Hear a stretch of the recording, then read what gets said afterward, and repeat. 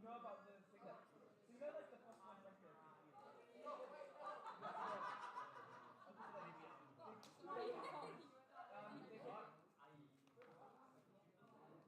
Yo, the Edward diploma. What? So it's a diploma. No, that's not real. That's not real. No, that's not real. Malvo! It's an actual piece of shit. Look at this guy.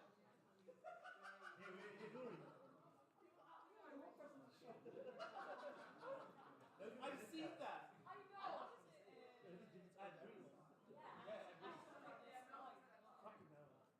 No, so Rono was saying me with the people who are now looking like, and then we were going to study competition tomorrow, and we were getting off the bus, and then we just introduced these motherfuckers, and I'm like, oh,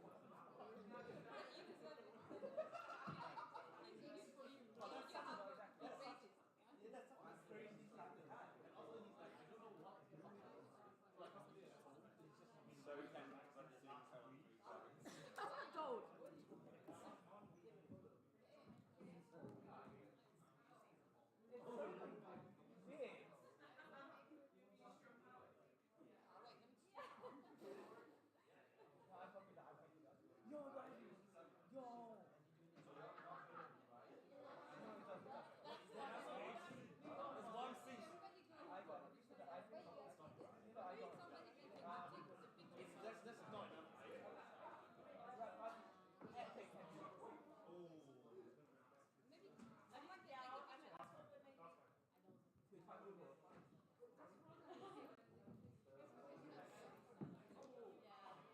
Rona, can you have us take a photo? Oh yeah, Rona. Excuse me. Excuse me. I got heavy, so I yeah,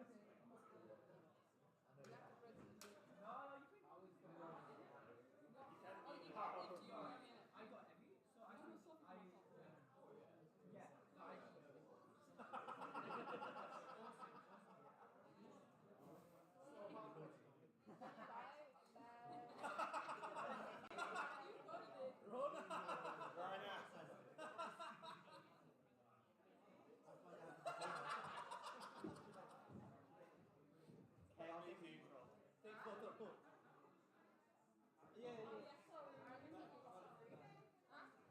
Well, well, well. Hello, everybody, and welcome back for day 2 of Splat Legacy. What did we all think of day 1? Was it fun? Was it exciting? We definitely had a lot of really, really interesting games yesterday. Some pretty big upsets as well.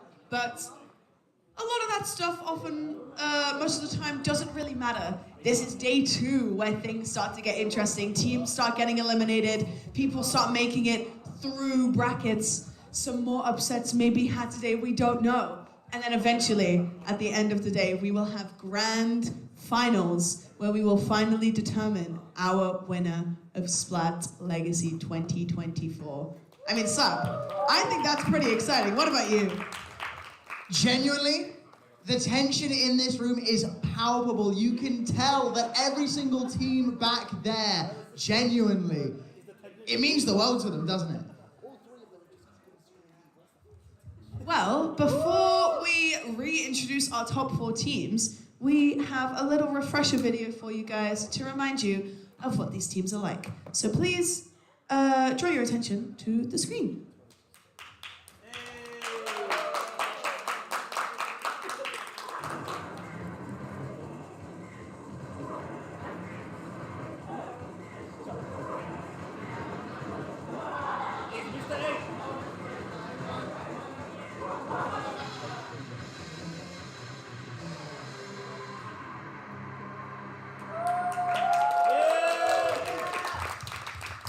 So, hope you guys are nice and refreshed on who these teams are, but now the exciting part is about to start. We are going to reintroduce our top 4 teams. So, qualifying from Splat Vibes Volume 2 all the way back in July, a combination of 2 of the UK's top level teams. Please welcome Chewits Mafia Sparking Flavor!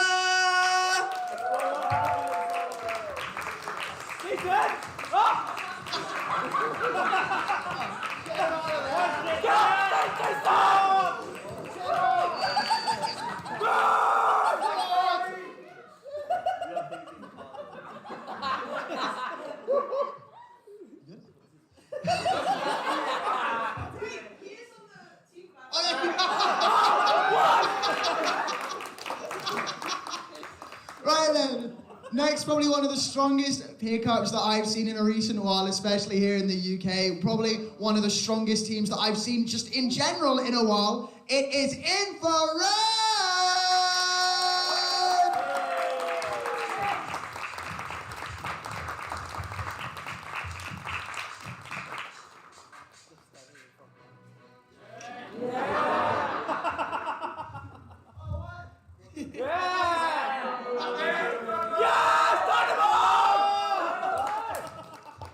And now, our third team qualifying through the second Pursuit qualifier and the only qualifier that they actually played.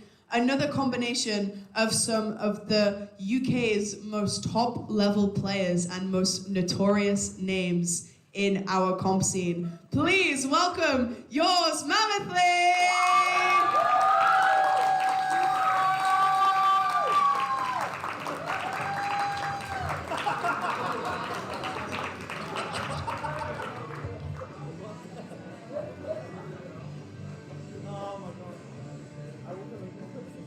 Yo, Steve, I got a shout out. Yeah. And next, a team that I believe at this point really doesn't need an introduction. You all have definitely had their names embedded into your skulls by the end of this event, or day one at least, because of how they shocked us. But it wasn't too much of a shock because genuinely they're all absolutely amazing. Give it up for Distant! I love you this time!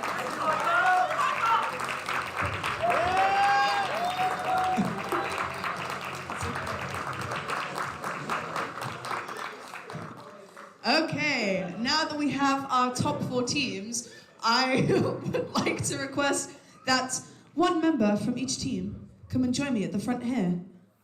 One member, please. I said one. Well, okay. Get on, Jason! Okay, I will be asking you all pretty much the same question and a similar question to what I asked you yesterday, but obviously, Chano, coming from Chewits Mafia Sparking Flavor, the victim of quite a vicious upset, I'd say, yesterday. But considering what happened yesterday, what do you think your odds are like at winning today? Well, in line with Retroma, we win when it doesn't matter, so quite slim. Hopefully we can maybe do a lose run. I mean, if we win today, that means we have to beat all the teams, which is more impressive than just beating like 2 teams. So just decided to make it more entertaining for ourselves. Didn't troll enough in groups, so we trolled a bit towards the end of the day. Okay, thank you, Chano. And now from Team Infrared, I don't know why Jason's here, I'm so sorry. Jason's here because we don't know how to beat Distinct, so we got Jason to help us. Okay. That's what you like to hear. Now, I am joined by Jakey from Infrared, previously from Ultraviolet, another, I'd say, fan favorite team from the UK community. If anyone remembers Splat Vibes Volume 1, the incredible Ultraviolet 3-0 against Spark. Sorry, dude. I know you're right there, but...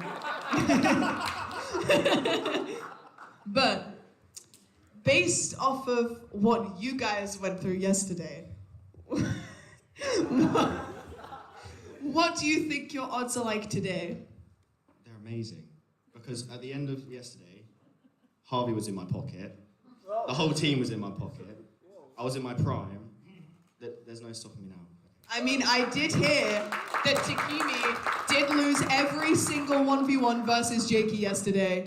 So I think you make a pretty valid point. So thank you very much, Jakey. Oh, Jakey has a few words for the audience.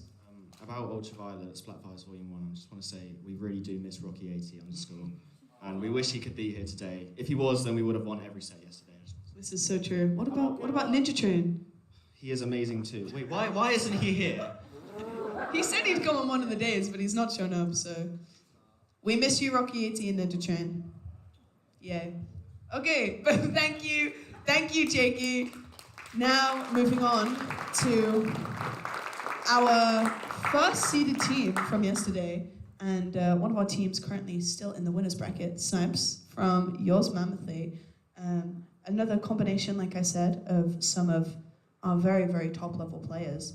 But you're not with your usual teammates this time, so I guess it's a little bit different. But, same question for you. Based off of what happened yesterday, what do you think your odds are like of winning today? Very, very high. It was a very, wouldn't say easy, but I just want to get this over and done with. I'm tired. I'm really, really tired. I got 0 sleep. You know what? Fair point, fair point. Round of applause, everyone. Thank you very much, Snipes. And now, finally, I am joined by Mooj from Distinct.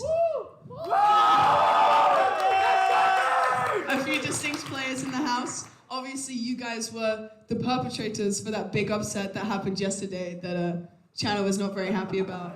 But our other team's still up in the winner's bracket so far. Based off of what happened yesterday, what do you guys think your odds are like for winning today?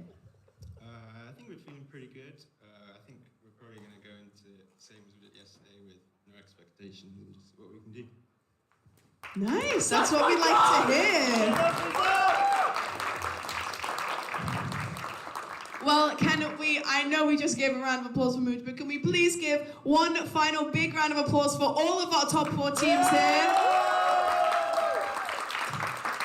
And now, no, this is not semi-finals, I'm lying. This is losers round 1 is about to start. Thank you, Chris. I would like to request that Chewits Mafia, Sparking Flavor, and Infrared make their way to the stage.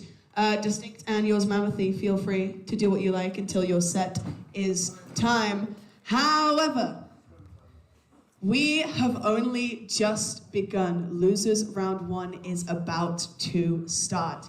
This is where everything matters. Whoever loses this set is out of the tournament. This is going to be our first elimination game to start us out on day 2. So everyone in the audience, get hype, get energized, because this is truly where Splat Legacy begins. Ladies and gentlemen, Infrared versus Chewits Mafia Sparking Flavor!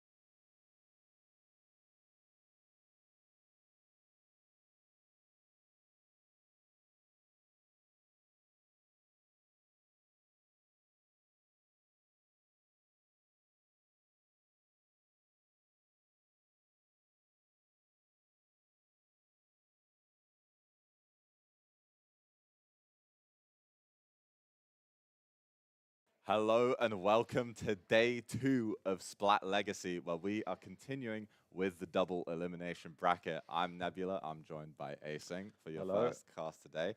And we are gonna soon get into our losers round 1 surprise matchup for most people, which is Chewits Mafia's Sparking Flavor versus Infrared. So if you didn't see yesterday, there was a very hype set in semi-finals where Distinct actually knocked out Chewits Mafia and put them into losers bracket, where they are now going to fight Infrared, who went 0-3 in groups and then also lost in semis as well to Yours Mammothly. Yeah, but so they did have some. I cut you off there, but they did have, they did have some quite competitive series in the sort of starting end of their round robin stage, especially against Chewits Mafia, almost taking that series in the first 2 games, but eventually falling 1-2, which they're now going to have another opportunity to face that same opponent in an even more, a way more important matchup now, as this is going to be full elimination in the first game of the day. Loser here gets 4th, winner can get any position left. Yep. We saw yesterday a Chewits Mafia that was kind of on the back foot after losing 1 game to Distinct. They kind of just snowballed and weren't able to get anything off any of their pushes, and it just meant that all three of their games were just almost, well, not quite sweeps, but they just got no control of, I can't speak, but they got no control of no control of the stage. There we go. Yeah. So we're gonna be heading into, I believe, well, it's gonna be best of 5 every series today. Yeah. And then the first map, I believe, is gonna be Zone Taggle. And then it's gonna go on to counter picks from the map pool of the rest of the tournament. So we're just setting that up now. But as you said, we saw a Chewits yesterday that seemed to be on the back foot. So it's going to be really important today to see like what mindset they come into this, what sort of mental state, and just how they're going to start. Are they going to come out swinging?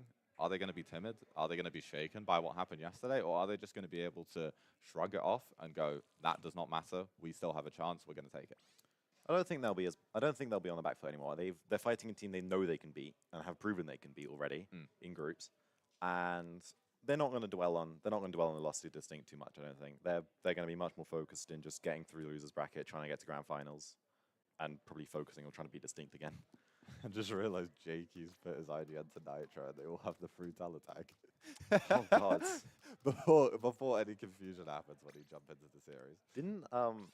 Didn't Jakey have it as Rizu 3K, like yesterday, to mock Rizu who couldn't come on his team? He had Zoyo. It was Zoyo as well. Yeah, Zoyo as well. He's got everybody. He's Mr. Worldwide. Absolutely collecting everyone. He just is anyone and everyone, you know? Yeah. But yeah, I'm almost going to call them Frutella with the tag now. But I wouldn't be surprised, don't worry. For Infrared, this series, whilst it's potentially a daunting one, as I mean, basically literally every single series in this top 4 is not going to be an easy thing to face at all. But this series is a huge opportunity to gain some really big momentum in this losers bracket and push that even further forward. I think Infrared are also going to be a bit nervous as well because they've not won a set this entire tournament. So this entirety of day 1, it was just complete losses. Then they're now in losers. So if they're going to win a set, it kind of has to be now to get podium. And also having some like unfortunate roster shakes that they weren't in control of leading up into this tournament as well. So it may not feel the best going into it, but yeah, I mean, they still have a fresh day for new opportunity, and we're going to see how it goes for them. Yeah. We are close to starting the game here, waiting for 3 people to ready up. Yeah. As we mentioned before, it's going to be counter picks from this point forward. It's also only best of 5 for the rest of the tourney. So grand final's not going to be best of 7. Bracket reset's best of 5 still. Yep. So at least we have the bracket reset. At least we have the bracket. Hopefully we have the bracket reset. Oh no. Well, yeah. Hopefully, actually. I mean, that would just be so hype. Yeah. If that does happen. We're just waiting on just the spectators ready out right now, which is I believe so. Hopefully no technical issues. We had some disconnects yesterday, but we got through them. Yeah. Had the replays in the series, and that, you know, still went to the results that were us in the series as we get in to our first game of the day. Heavyhead and Rapid coming out for Infrared there, and a pretty standard comp coming out from Chewits. Yeah. pretty much what you'd expect, having 2 tri-strikes on the side of Jewett and also the squeezer as the gameplay cuts out for a second. But we get straight back into it, as an Infrared are also going to have an inkjet on the side from Jasmine with that rapid deco. First cooler's out from Infrared here, as Nitro, it was Jakey, I'm going to keep calling him Nitro. Jakey goes down, and he's fighting Chris 3 on the left side. They have no one taking the 2 is in left 3. They're just going to get a pinch battle here. Jakey jumps out, so Jakey jumps in, Jasmine dies, Jakey dies. That's not a good start there for Infrared. Chano had a great flank on that left side to immediately get the first pick into court, and then the strikes had such great usage to get Chewits this early mid control and win that early team fight, as strikes will come out once again for Chano, looking to stall Infrared from coming back into the zone, as Jasmine will use that inkjet, but will there be follow-up? Chris looks to deny the opportunity with the Zuka, as Chano will fall, but the members of Infrared won't just yet. Jasmine is looking to go back in with the rest of her teammates and the ink strike, as Infrared have numbers. 2 went down to Chewits there, and the last 2 were by the pencil really far back in Samus in the left street, so there's just a free zone cap here for Infrared. As we see Jasmine here, using the rapid, trying to poke people out on the left side, 2 go down on the side of Infrared here. They're gonna get pushed back quite far. Jasmine backs up, the zone reaches once again. Jakey trades out. It's a 2v2 now on the field. Jasmine pops the inkjet, they hold the zone on Infrared. Yep, and Infrared will look to just expand their map control and expand the amount of time they can hold in this zone, as Chewits look to retaliate immediately as they pop the strike and the Zuka going in. Jess has to get forced to the left here, as Chano looking to paint the zone, as Jasmine is stuck between a rock and a hard place, as Infrared are going to try to salvage as much as they can from the resources they have as they look to go back in soon. Tri-strike is going to be online as well. They get thrown, but the bomb will take them out. Chewits get the first kill out of the stalemate, and they will look to continue going forward. But oh, hang on, we can't see the screen, so I have there audio, I have gameplay. There we go. One of us. Okay, Jess is killed. I don't know who that was that killed. Jess has got a pick there.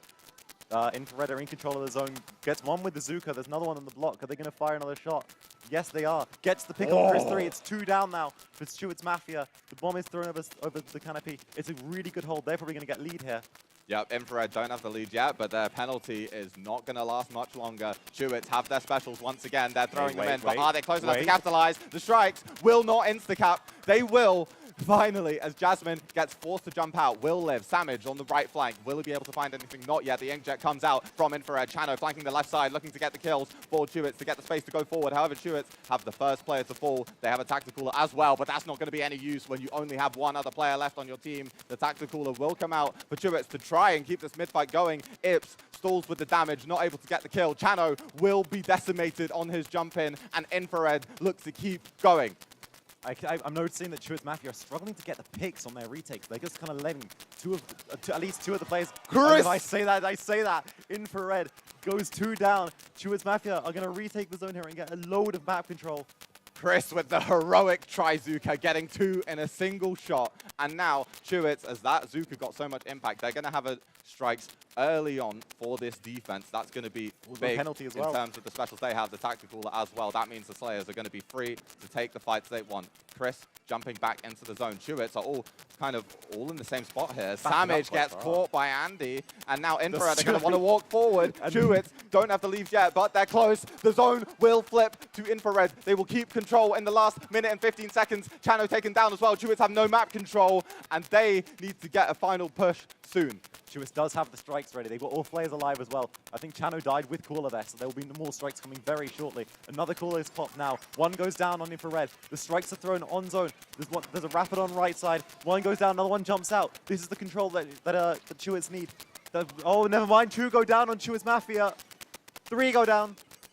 It looked perfect for Chewits, but Jasmine able to get a kill and stay alive. Infrared somehow managed to jump back in and keep their numbers. They don't have the zone yet, but keeping it neutral, keeping it flipping it back and forth is exactly what they need, because Chewits still have penalty. Infrared have the zone, and they almost have an inkjet. Andy going so far forward, but manages to live. Jess, however, will not. Gets punished. The strike's forced to jump out. It's only 2 members of Infrared left in the zone, as the Zuka's going to come out. It's going to keep pressurizing them. Infrared are going to be forced back, and Chewits have to stay fighting, as Chano will go deep deeper. He will not find a second for his efforts, though, as the Inkjet and the Zuka immediately come out. Will Infrared be able to flip this zone? It's all of Jewett being pushed back as Chano will fight in the zone for his life, but the strikes will come out. 4 seconds left, and it's looking like game 1 is going to go to Infrared. Oh my. I'm not gonna lie, one thing I was noticing during that game a lot is that Stewarts were struggling to get picks on Infrared in their retakes. They would just back up, have the specials ready, and just immediately be able to take it back again.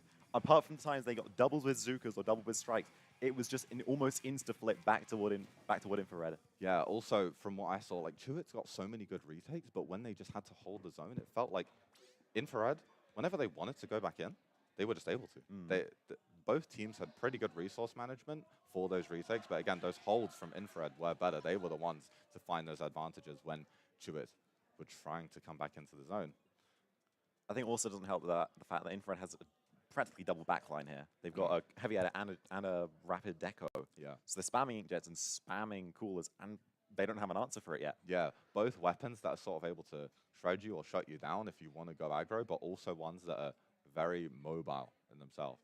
So it gives you a lot of versatility in terms of how you want to play the map. Usually not the most conventional picks on Zone's Haggle, but they made it work, because being active on the map is sort of what Chewits want to do. And then if you have weapons that can do that, but also shut you down at the same time, it gives you an opportunity to just play Chewits' game, but better. And that's what Infrared took to them in that map. Yeah, I agree. We are waiting for a counter pick now from Chewits Mafia. So the early lead goes to Infrared. I'm not really sure what Chewits are going to pick here, because it's kind of a... We know what Infrared can pull out. They can pull out a double blaster. They can pull out a bucket as well. They can pull out a dynamo. So they're quite versatile, and they'll probably want to avoid the AoE maps as well. I think something that Chewits were picking several times yesterday was Rainmaker Scourge. Okay. I believe they were victorious on that. I'm not sure of their full win record on it. It'll be interesting to see whether they go with the comfort picks that they've already been counter-picking in this tournament that their opponents will likely be aware of, or whether they're going to go for something new, something else that they like within the pool that they feel they're going to have a good opportunity to win on. And I'm just thinking which modes will favor each team, because I think tower control definitely for Infrared, just based on the fact they got double blaster, dynamo, bucket, and they can just flex quite heavily as well. And a rapid blaster, you know. So I think they don't want to go to tower control. I'm going to guess probably Rainmaker or Clams, or they can bring it back to zones, because they know that was quite close. That was quite a close game, to be fair. Yeah, I feel like it was just a Hagglefish market, just allowing them to retreat, or Infrared to retreat very quickly and just continuously spam retakes back. So, you know, I think zones could still work for them. Maybe not right now. I don't think it's worth the risk. Yeah. I think bring them to somewhere they're weak, or bring somewhere you're strong. But we'll see. Yeah, it will definitely be map specific with zones, I think. But I agree with what you say in terms of, you know, tower control, and then I say, like, you know, map dependent on the zones map. It seems like it will just be in favor of Infrared if the gameplay goes a similar way to how it did there. But we are going to be going to Rainmaker, and it's going to be on Undertow Spillway from the choice of Chewits. That's what do you make of this pick? I think that's bold. I don't think Rainmaker's bold. I think Undertow's bold. Because that's also quite a good AoE map, at least from my experience. So you're picking an AoE map on a mode that they may not be as good at. I think it's probably going to be quite even, to be honest. Yeah. I think Chewits probably also know much better how to play the map, just based on experience as well. So we'll see what happens. We're very close already. Everyone's immediately readied up, so probably not expecting too many comp changes. I think the ranges of these comps are going to even out a lot, because this is going to be a map where Ips is very likely going to head over to that ends up, where, you know, he's also able to perform on that, and he does a very good job at surviving. Like, especially, I know he's going to be on Zap this map, but when you're on Sniperwriter, it's a balance of surviving as much as you can whilst also exerting as much pressure as you can. And it's a similar thing just on any, you know, support special in this series or tactical in Splatoon 3. But we are going straight into game number 2, and Andy will be on his signature Dynamo roller as we head into Undertow. Chris is going to go to that foil squeezer also, as we do see the backless comp come out from Chewits. And both teams are going to head straight into Gambit on the squeezer. Interesting. I think they're going to go really aggressive here on the opening. Chewits wants to win this opening really badly here. Dynamo out on Infrared as well. That's what I mean when I said they have a lot of AoE. They've got 3 AoE weapons on their team. One goes down on each team already. and 2 Zukas gets launched immediately as well. One is, Chano goes down to Jakey.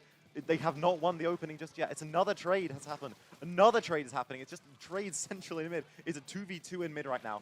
There's still players left from both sides. Can Jakey turn the tides, or will Chris be able to stay standing? He's close to his screen, and Chewits are close to some specials, but he gets poked by that rapid. Will be forced to not enter just yet, as Chewits on both sides soon are going to have a stack of specials that should be thrown out very soon. Andy coming over this left side with the Dynamo, takes out Chris, and now Infrared should be able to pinch Chewits moving forward. The Chano will just run with the Rainmaker. He's not going to allow Infrared to have that push. I thought he was going to get to the checkpoint for a second, but he just manages to stall, so Infrared will not be able to have an instant push. I think Chris has lost opening Gambit, by the way. I think the gamble didn't work.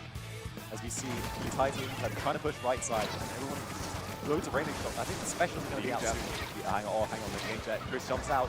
Jet is out for Jasmine. Is he going to be able to get one? No, it's not. The lead is taken. Checkpoint is broken through. 2 go down. 3 go down. Jakey! Chano has to jump out. The Rain's going to get pumped again. They're going to massive push here.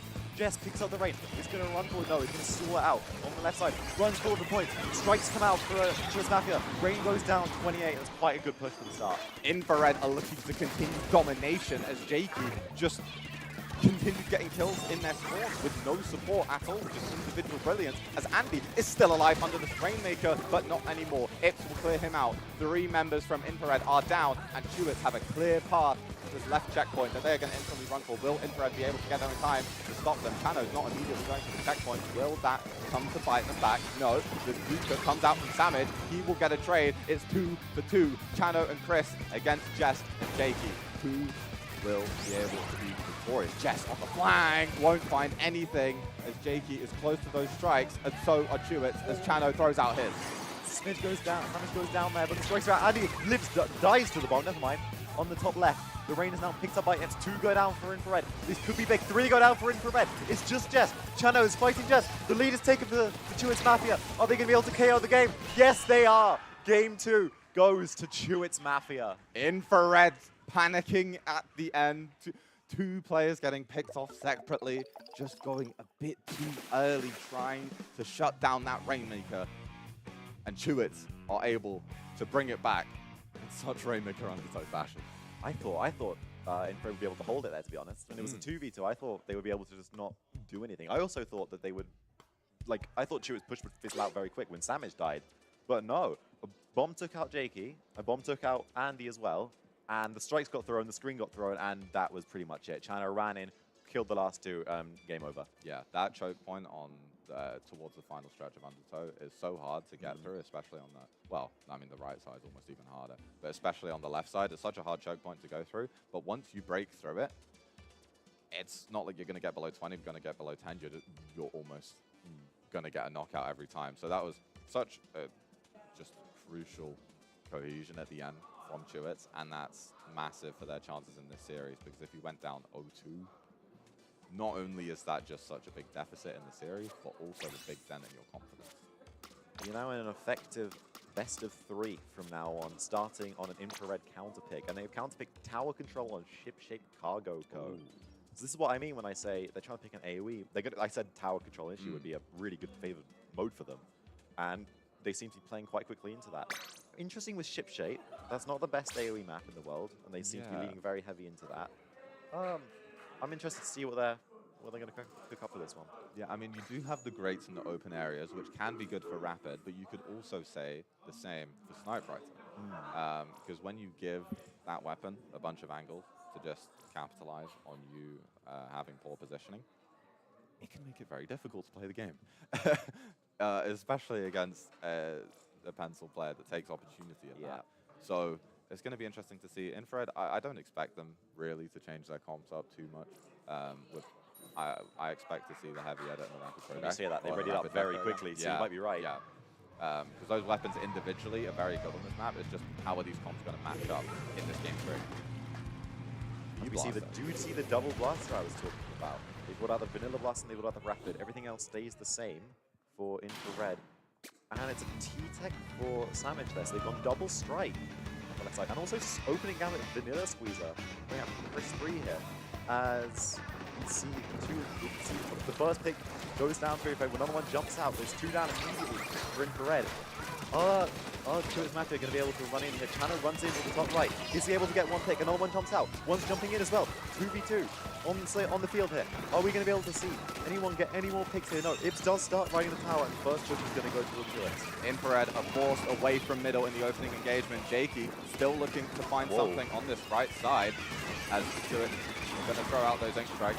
And Chano moving forward. Does he have support? Yes, he does from the player above him, but so does Jakey as 3 members from Infrared jump on Chano. And now there's 2 still close to middle as Chris will find one and be able to back out and has that Zuka available. Infrared losing numbers right back and forth in middle as no team has gotten a big push yet, but Chewits look to start one right now. I think the team is trying to play into the snowballing right now. They're not winning in mid, but the moment they can get control, this game could end immediately on that note. Chano runs into flat. Guys, maybe Chris does also run into flat. It's 2 down for Infrared here. Chris has control top left. They're going to get the first check and maybe towards second here. First strikes go out from Infrared. Are we going to be able to go? Jakey goes down as well. Chris has full control of the top left. Jess is going to fight Chris. Everyone's going to fight Chris. They're not able to move Chris at all though. Chris finally has to drop. It's a 3v3, but the Rainmaker's tower is already at the second checkpoint. The Chewits members being so deep in their spawn. Infrared want to turn their attention to court, but the Chewits members have been so far up that they've had so much space to get that tower down to 20 due to Chano and Chris pushing so far, gaining so much control, and they're going to look to retain mid-control right now as Chris will have some players behind him, but Infrared have all 4 coming into middle as that tactical has already been popped, and so will the Inkjet, but 2 members fall in middle as 3 from Chewits are on this left side, and Jasmine is not able to get a kill with the Inkjet. Will the landing die? It surely will. And Chewits are holding on for now as they will engage onto this left side, and Frutella and Infrared are on the back foot. Crucially, Chewits did not manage to break that second checkpoint. They still need to break through that, which could be huge trail on our defense here. But I say that, Infrared go 2 down. Chano is going to run the top left here and fight Jess. Is he going to get the pick? Yes, they are 3 down now. It's just Nitro. Nitro is down. It's now that's a full wipe. They have no specials for Infrared. Chris 3 does go down as well. And he's going to be able to fire the tower. The checkpoint is broken. This could become a KO. First pick goes down. The tower, there's no one on the tower. It's a complete brawl right now on the top left. And he's going to fight Ips. Ips is going to defend. Ips is holding on top left with Pencil. Finally goes down. Infrared successfully defends again. Jakey gets another one in mid. Chano maybe fighting too early in mid as Chewits look to want to try and contest that, but they didn't have the numbers yet, and Infrared just steamrolling through as they look to take court and more map control of the opposing side, just like Chewits did. Jess dropping down into pit. Will she be vulnerable? Yes, Samage will take them out, and now using those strikes, he's going to get rid of this bubble, but the Inkjet from Jasmine, will it be able to find impact for Infrared? No kills, but it may give them space to move into the left side as Chano will be taken down. Now Chris and Samage trying to do anything they can, but Samage will not be able to get anything as Infrared are finally breaking through the checkpoint. It's with the snowball that they want. Infrared have the snowball, they have all the control in the world right now. It's just a matter of getting more picks on Chewits Mafia as the tower moves toward the second checkpoint. They need to break the second checkpoint and more to get the lead here. Strikes are out, bubbles out as well. Strikes out from both teams here. Loads of people are dying here. No, we're moving here. 2 go down on each side. It's now, oh, never mind, Chewits now only on 2 alive. Jasmine's being jet recall. Samage is going to camp the Jet. No, the recall does not get camped. Infrared have all the control. They also have tower. Strikes are thrown. Infrared go 3 down. It's just Jasmine alive. Is she going to be able to get a pick? Yes, she is. She's going to be able to kill one more. She's stalling them out very heavily right now. Is she going to get Chano? Yes, she is. Jasmine is soloing with the rapid deco in close range and is stalled at Chewits. Another chance at the retake. And that's huge for setting up Infrared for their next and most likely final push, as they don't have to get any work to take back middle, as they already have it now close to all 4 specials, but so will Chewits as they are about to have 3. Which ones are going to be used first? If Infrared use those there's too early, it could be an easy defense for Chewits as Samage pushing the threat of pushing through court as Jasmine will move on to this left side. Distracted shots from the Zuka as specials and now coming out from Infrared. These need to find kills, but it's a trade. Jakey not able to find one as 3 have died from Infrared. There will be jumps back in, so Jess needs to live, and she will for now, getting Samage, but there's 10 seconds left. And Chewits have the GG strikes online. They will be able to dive when the tower moves soon, close to their base. Jasmine trying to take the attention of 3 players on that left side. Chano being solo on the right, but he holds it down. The Inkjet going down, but Chris is running in with those tri-strikes, and Chewits will take the lead in this best of 5. They won on Infrared's counter pick, which is absolutely perfect for them now. They have to win on their own counter pick to win the set, and Infrared now need to win on Chewit's counter pick, which is incredible for them. One thing I want to mention, Jasmine holding down mid solo with a rapid and winning 2 close-range fights to give them another chance. It didn't unfortunately work, but it gave them another chance to try and get it in overtime. Yeah, that gave Infrared a lifeline at the end of the game. And if they were able to convert it, that could have been, you know, historic, heroic. Incredible clutch, but it could have been crazy. What could have been? Unfortunately for the side of Infrared, didn't end up happening. But it's going to be interesting to see what their counter pick is now. And as you mentioned, if it does go to game 5, it's going to have to be on Chewit's pick, and that's, you know, that's a position you want to be in. I noticed at the end of the game as well, all the Chewits Mafia were playing really passive to try and just hold themselves alive, keep the specials alive, and just bomb spam their core. Yeah. They had the full chance of a retake. They got everyone but Jess down and still held their ground on their plat, on their top left. Did not want to let a single person have a chance of killing them, and that ultimately did let them win the game as well. Yeah. Sometimes, I mean, especially on tower control, near the end of the game, you need that discipline. Yeah.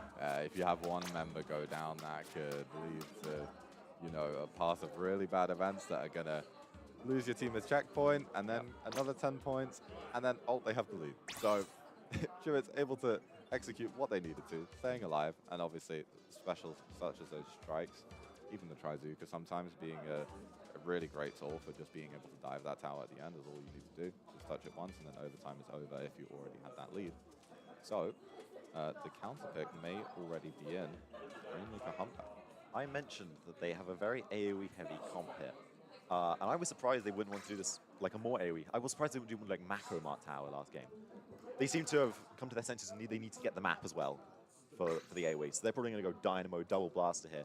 This is a very good pick for Infrared. However, yesterday, we did see Infrared losing on this map because they just did not have the paint to keep themselves going, and their pushes would fizzle out at the first checkpoint. So they need to make sure they have the resources to get through that and actually get toward the goal to be able to win the game. Yeah, and especially if you don't have all of the resources you want, your special management has to be absolutely on point. Yeah.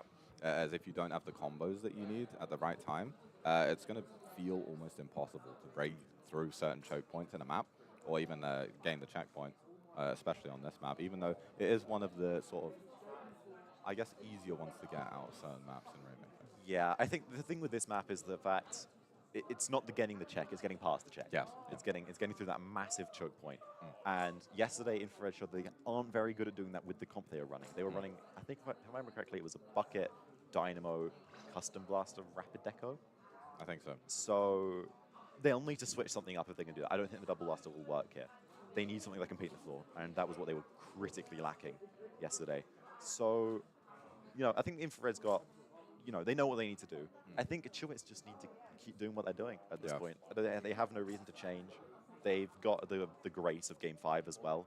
So they're definitely not on the back foot. They're going to be basically trying to win the game now. And it doesn't matter if they lose. Yeah, and you mentioned Infrared struggling to get past that choke point. Sometimes you need a weapon to run in there that can sort of self-sustain itself and have a decent amount of range, so you're able to fight against that top right side, the height advantage, and also further forward. As we're going to see the competitions come out here, we do see a vanilla Tri-Slosher, which also has that Inkjet and the Toxic Mist, which is actually very good on this map mode. Very, very different comp coming out from Infrared here compared to what they were running yesterday. Also, no backline on either team here. Well, I guess the Dynamo, if you want to count that as a backline. Yeah. Toxic Mist out from Jasmine as well is going to be really helpful on their defenses. As we see the first engagements happening in this 3, firing toward the right side. Andy's going to poke top mid with the Dynamo. Is he going to be able to get one? No, he gets picked himself. The first pick goes towards Chewits Mafia. However, Chewits Mafia goes 3 down on their own, and Channel is the last alive. I don't know what happened there. The rain is going to be run toward the first check, and they're immediately going to get checkpoint with no resistance. Infrared won the 3v3 on the left side, and Jakey got a huge Zuka as well, as Jasmine is going to keep on pressurizing Chewits with that Inkjet binding 2. They're not even able to jump back. They're just taken out immediately. Jess running the Rainmaker down to 24. Will Infrared be able to pop it again? There's only 2 members up, and Chewits have 3 now, so likely not. But a trade, and Andy just getting Chris on the jump down. Chris was too eager to get back into middle, as Andy is going to provide jump ins and that tactical. Infrared could look to keep this going. incredibly good first push for Infrared. This is exactly what they needed. They have all the resources in the world to defend. If they could just keep this up for the rest of the game, maybe even get another push that's even bigger, this would be amazing. However, as we see, Chewits are running towards the first checkpoint here. Are they going to be able to get it? 2 go down for Infrared. Checkpoint is going to be completely free. However, the first of the toxic miss spam is happening. This is what I was talking about. Jasmine is going to keep spamming the miss. It's going to be very difficult for Chewits Mafia to break the check here. And he's going to fight Chano on the rail, gets the trade. But still, they just haven't got the resources to break through the choke point here. Yeah, Ips does not have enough room to run through just yet, and now that Zuka has gone down, but the Dynamo is still a risk, and this Inkjet gets popped. The cycling of the specials not allowing Chewits to move the Rainmaker forward, as their first push attempt will not be enough to take the lead, but they still have 3 minutes left in the game. Yeah, this is what I mean when I said the toxic mismatch. You cannot break through it. It's an absolute nightmare. And it's still happening even on the offense here as Infrared run through toward the left side. Chano does get one with the bomb. He's going to strike the choke point out. That's going to really dislocate everyone. He's actually going to pinch Jasmine and Jakey into the corner. Jakey jumps out. That's a near clear out, but they don't know Jasmine's there. Never mind, Jasmine does finally jump out. Good defense from Chewits Mafia, but it's not over yet for them. They need to get the rain toward the right side and through that choke point as soon as possible. And it's not a good start. They've already got one down. Yeah, but Chewits only have 1 Zuka available to them right now, which is going to be used, and it's not able to find it yet. Jess, maybe moving in too early, does manage to jump out and keep her life. The Inkjet on the right side. Will it be able to find impact? Savage and Chris finding one with the Zuka as Chewits keep the mid control, but Andy is there somehow. He's going to get removed. And now Chewits, all 4 members diving into Plat, looking to find the kills to open up the space for that Rainmaker. The strikes will be used, but the Zuka will get the kill on the Rainmaker. That's going to slow them down a lot. Samage, will he be able to stay in this position and stay alive? The Rainmaker moving forward, down to 30, and they will not be able to move any further. Infrared close to specials, and so are Chewits, but there's only 2 members standing. However, will the Zuka strike? Right, they have them available, but they're going to wait for their teammates for now. Zuka pop, but so the Rainmaker drops, and so will Jess onto Samage and take him down as he tries to get killed with the special. Chris on this right side alone. Oh, that's too much to handle as Infrared keep the game in their control for now. I think Infrared are going to have to play much more defense from now on. They know they can defend very well, as they've just shown. The misman was insane there. I don't know if you saw it. Chewits had a moment in this bit where Jasmine was not alive to throw toxicness, but they just did not move in time. As Jasmine doesn't get the pick, 1 goes down, Chris 3 does go down for Chewits Mafia. Chano goes down as well. The Rain's on the right. There's no one on defense apart from the respawn. Chewie and Chris is alone defending a 1v4 here. The Zuka's out. It's going to get 1. It's going to get 2. And he's in the bottom right, poking everyone out. It's not enough to get any more points. However, if anyone taking the Rain is going to be able to get it. No, Chewits do drop it back, and he jumps out. And oh, this could be bad. This could be bad for Infrared. Infrared had to run forward because there was 20 seconds left on the Rainmaker, but maybe the teammates shouldn't have gone in support. They go 2 down, and then Chewits immediately get middle off the back of that. Infrared have the Zuka though, and they will eliminate the Rainmaker, but the fight deep on Plat. Chano will not be able to get enough to blow Plat wide open for Chewits to go forward. 3 members will still be there. There will still be a fight here as Zuka is available on both sides almost. Chris uses his 1 shot remaining, will force a jump out, but those members are still alive as Infrared pop their Zuka. Will the shot be able to take down the Rainmaker, but they've set up the toxic miss. Will be able to get anything. The Zuka doesn't get the Rainmaker. Savage gets 2. Savage gets 3. It's just the Andy, and he's the last alive. Chewits Mafia are going to run in. They get a full wipe. The flag works. Ips is going to try and tug the Rain here. Is he going to be able to? No, he's not. There's just too much spray on the Rainmaker pedestal. This is awful for Infrared. Jasmine tries to pop Rain. They're 3 down. Jasmine has to pick up Rain. This is the last person. They're still fighting on the plat. Jasmine is completely alone. Christopher still on the plat. Go down. Finally, Infrared can get control. However, now it's going to begin again with sharking everywhere. As you can see, Chano is sharking. He's going to go down though. This could be really big. Jasmine has to move the Rain forward here before they get retreat. Okay, it's now a 3v3. We have to score. We don't have the toxic miss either. That was the one saving grace that they had. They don't have it because Jasmine's holding the Rain. They just need to get a pick here. Jess goes down. This could be really bad for Infrared here. Infrared have limited time and limited resources as their only special online is going to be the Zuka soon. But this Rainmaker has to be able to move forward, but it's going to be so difficult. They'd have to brute force their way to it, have 2 Zukas online. It's almost impossible as they will eliminate the Rainmaker and take the game away from Infrared. I was mentioning, I saw during that game that I saw someone was flanking on the left side that wasn't Andy, and it worked beautifully for Chewits Mafia. Caught everyone off guard. It completely wiped their team and gave them the win. practically for free as they ran across the flat with the rain. That was masterful at the end from Chewits Mafia. Yep. And that's the Chewits you want to see going forward if, you know, you're expecting them or wanting them to make a deep run. Yeah. That's it for Infrared then. Yeah. Infrared are now out of the tourney. They come fourth. Unfortunately going out, and you know, it's not even like they played poorly. It's not, no. Having to have an emergency sub as well. But yeah, a great showing from them. They're probably going to be disappointed with the fact that they lost. Yeah. But, you know, I think that gameplay in itself is nothing to be ashamed of. So, Wow, Chewits are now everyone, going to how go on exciting and of a fight set was one that? of Yule's Mammothly or Distinct. That set's Can going to we be please next. give it up for our winners, In the Chewits meantime, Mafia however, Sparking I Flavor? think we should be going into a short break. Yep. So, anything you want to say? But before No, everyone just heads stay out, tuned I would also like to and, ask enjoy the rest of the Infrared tournament. to come join me at the front here before you guys go and sit back down. Please come join me at the front whenever you can. I don't think they've realized that we've still transitioned to break.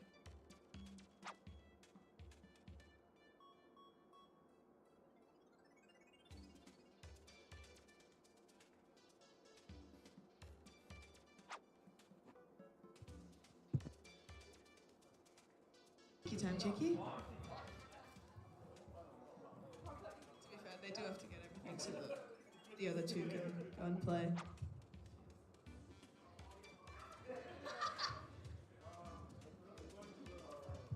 So, unfortunately, we do have our first team eliminated out of the tournament. But can we please give it up one final time for Jess, Jasmine, Andy, and Jakey in the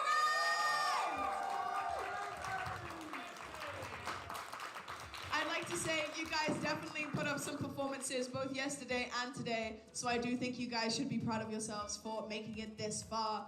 I'm just going to pass the microphone down the line, and if anyone wants to say anything, then do feel free.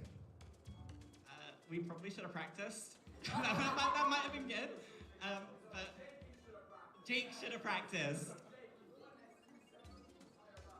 It's crazy, but I never have to play the game anymore, so we'll stay winning. I don't think Jakey should have went 52. That is my opinion.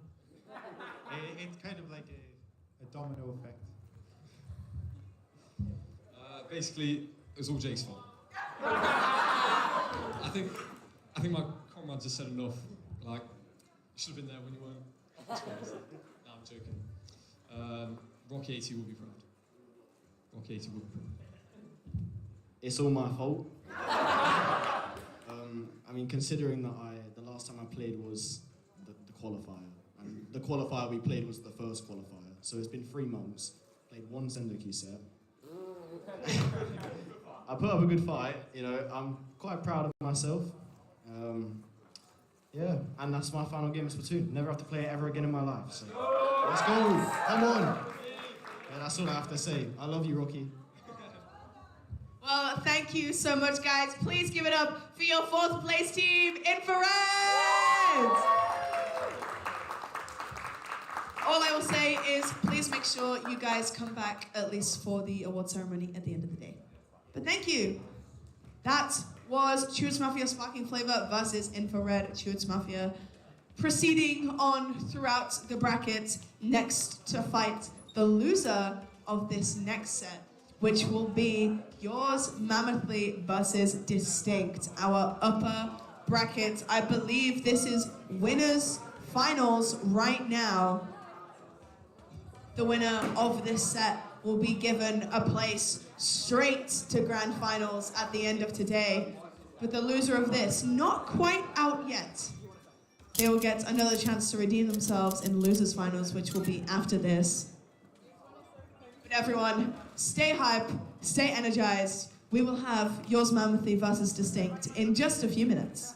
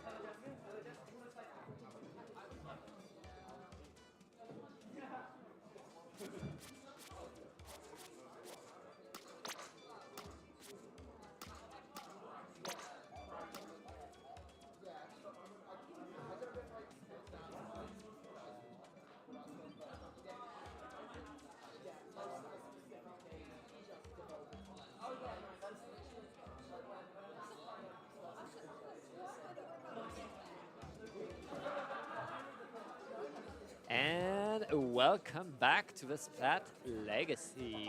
We've already lost a team, and now we have 2 other teams in front of us here for winners finals. The team that wins this will be qualified directly to the grand finals. I'm Pat here with Slap.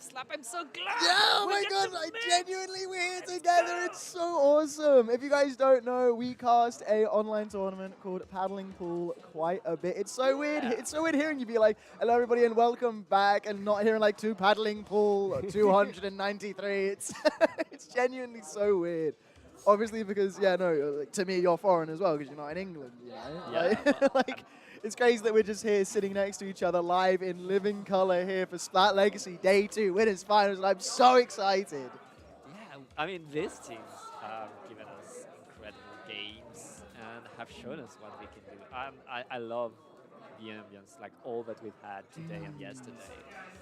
And honestly, I can't wait to see more, and these 2 teams are going to give us the show. That's the 2 teams that have won their semi-finals.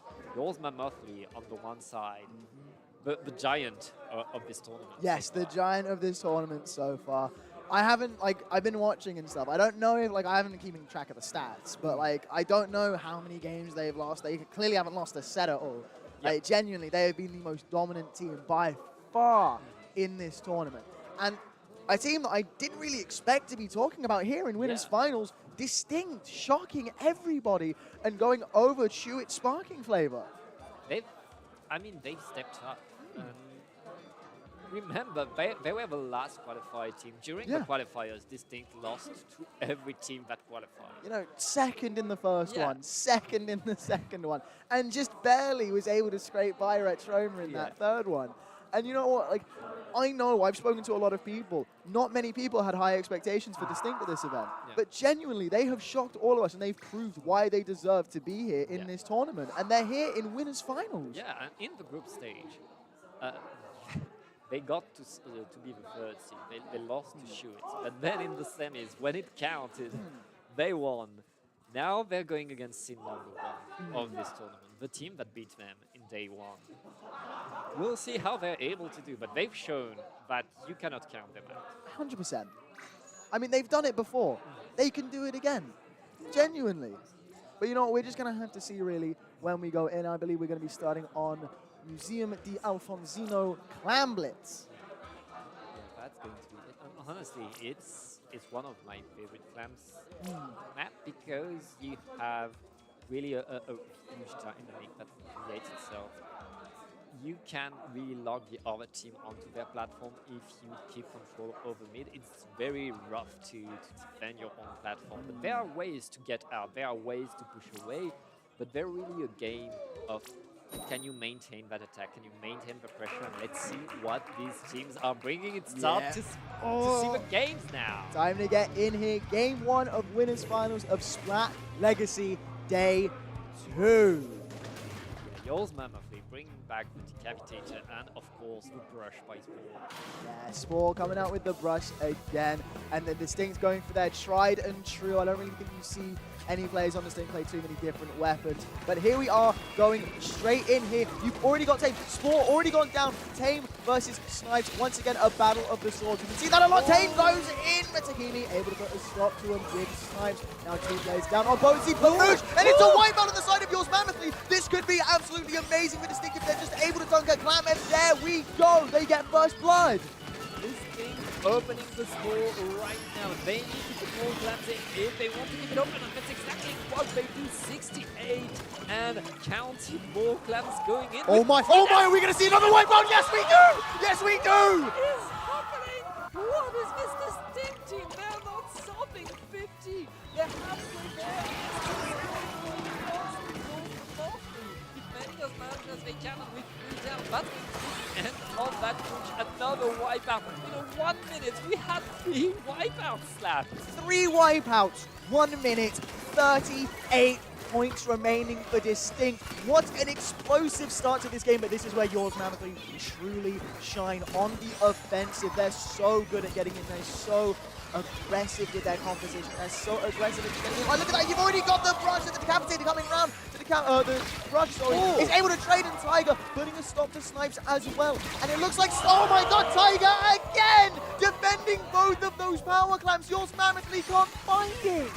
It is not something yours Mammothly are still around. They make another super clam. Just to push again, but they're struggling to get in.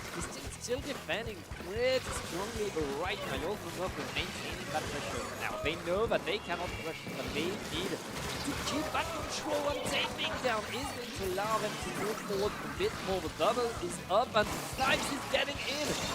Opening the score. Yours Mammothly has pointed.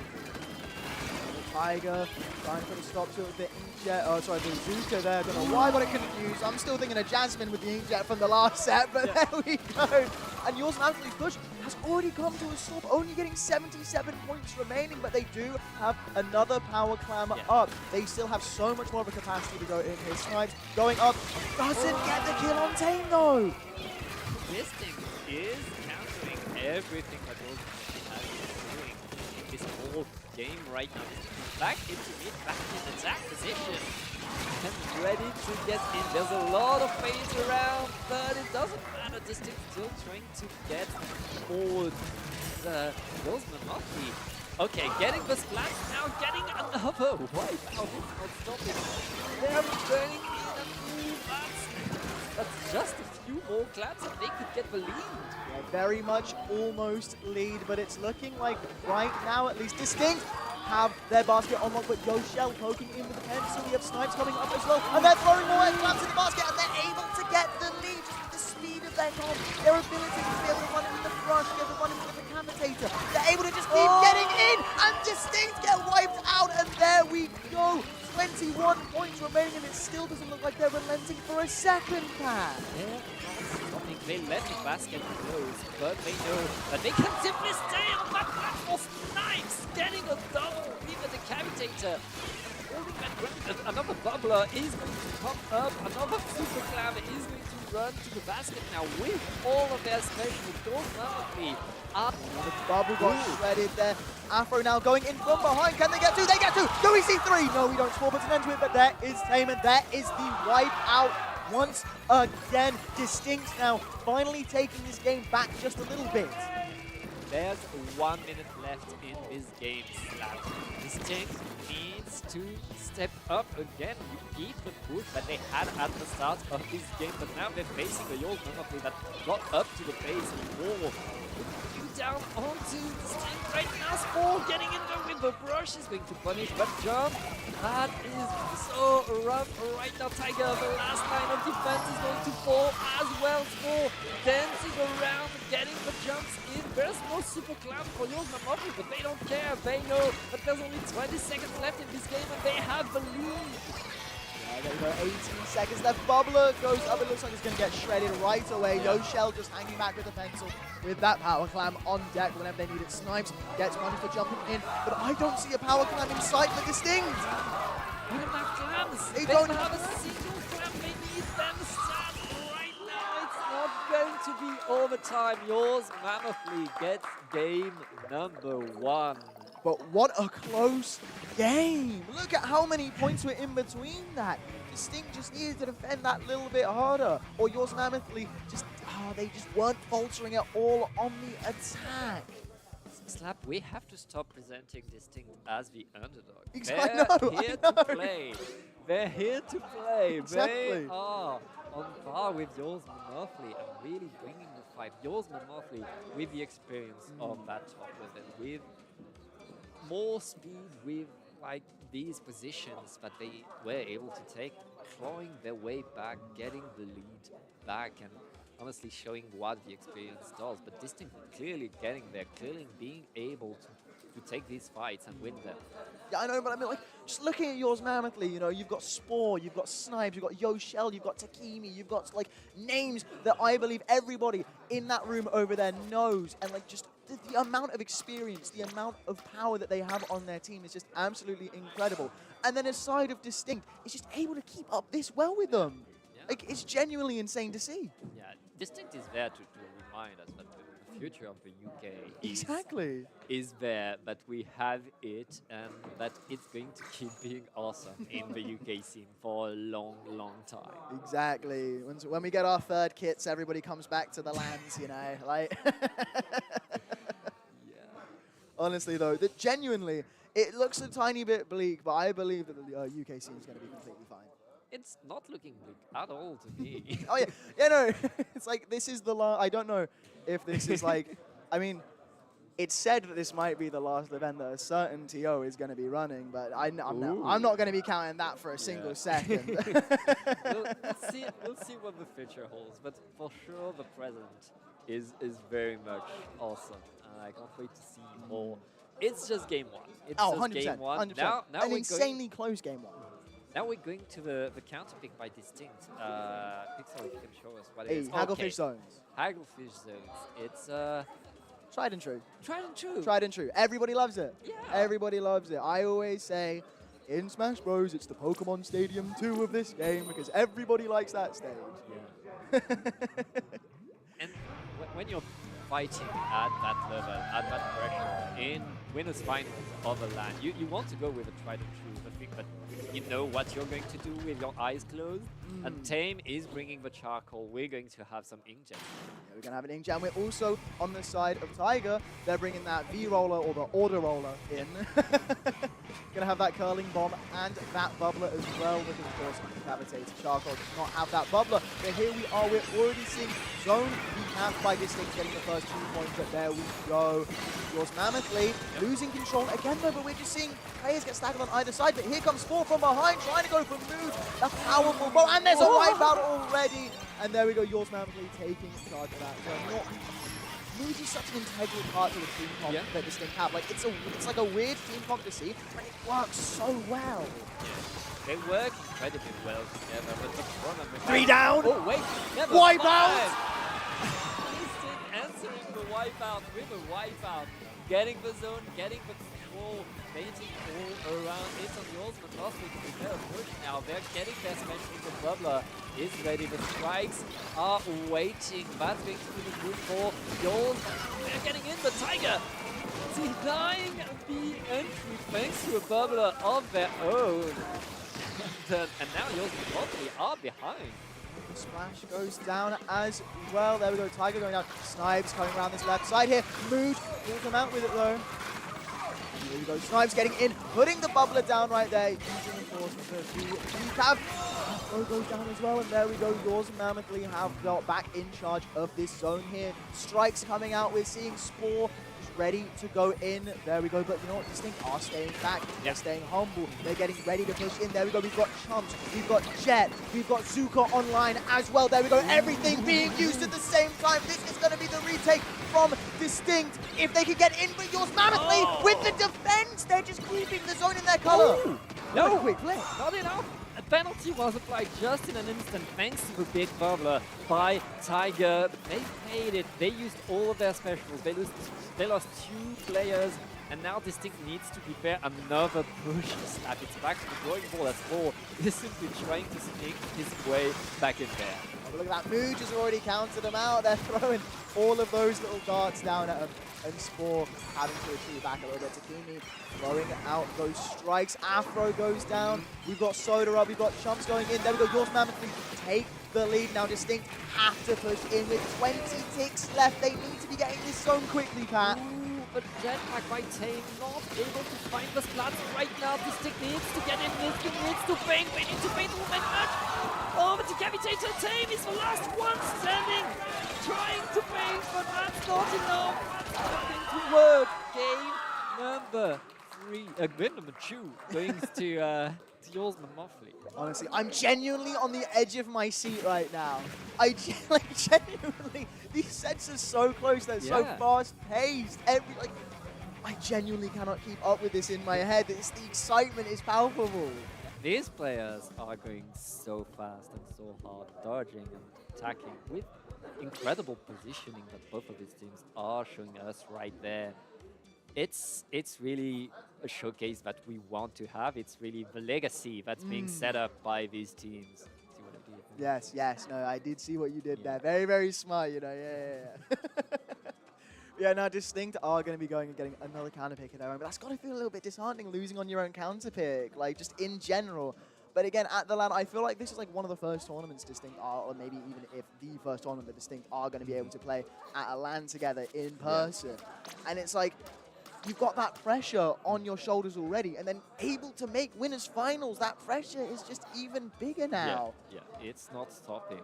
And you have to make do with it. You have to get used to it. This is maybe their first time, but it's certainly not their first tournament. This is certainly not the first time that they are down and that they have to mount a comeback. They know, they have a mindset to keep their head in the game and know, okay, let's go to our next counter pick and let's just play harder, play faster, get more splats.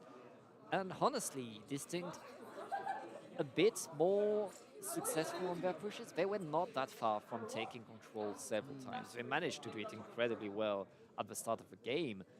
If they do that again once or twice, we know that they can get the victory. It's just that Yours Mammothly is waiting for them. Yours Mammothly knows that they cannot underestimate them, and Yours Mammothly is bringing us their A game today. Oh yeah, no, 100%. Yours Mammothly has just been on it every single game that they've played. Like, we have not seen them falter once. Yeah.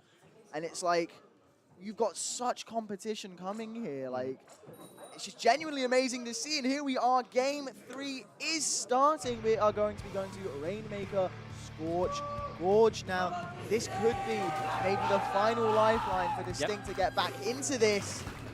Wonder what we're going to be seeing. Yeah, going straight back to the exact same team comps as last time, except Mood is switching off of that the chomp bow.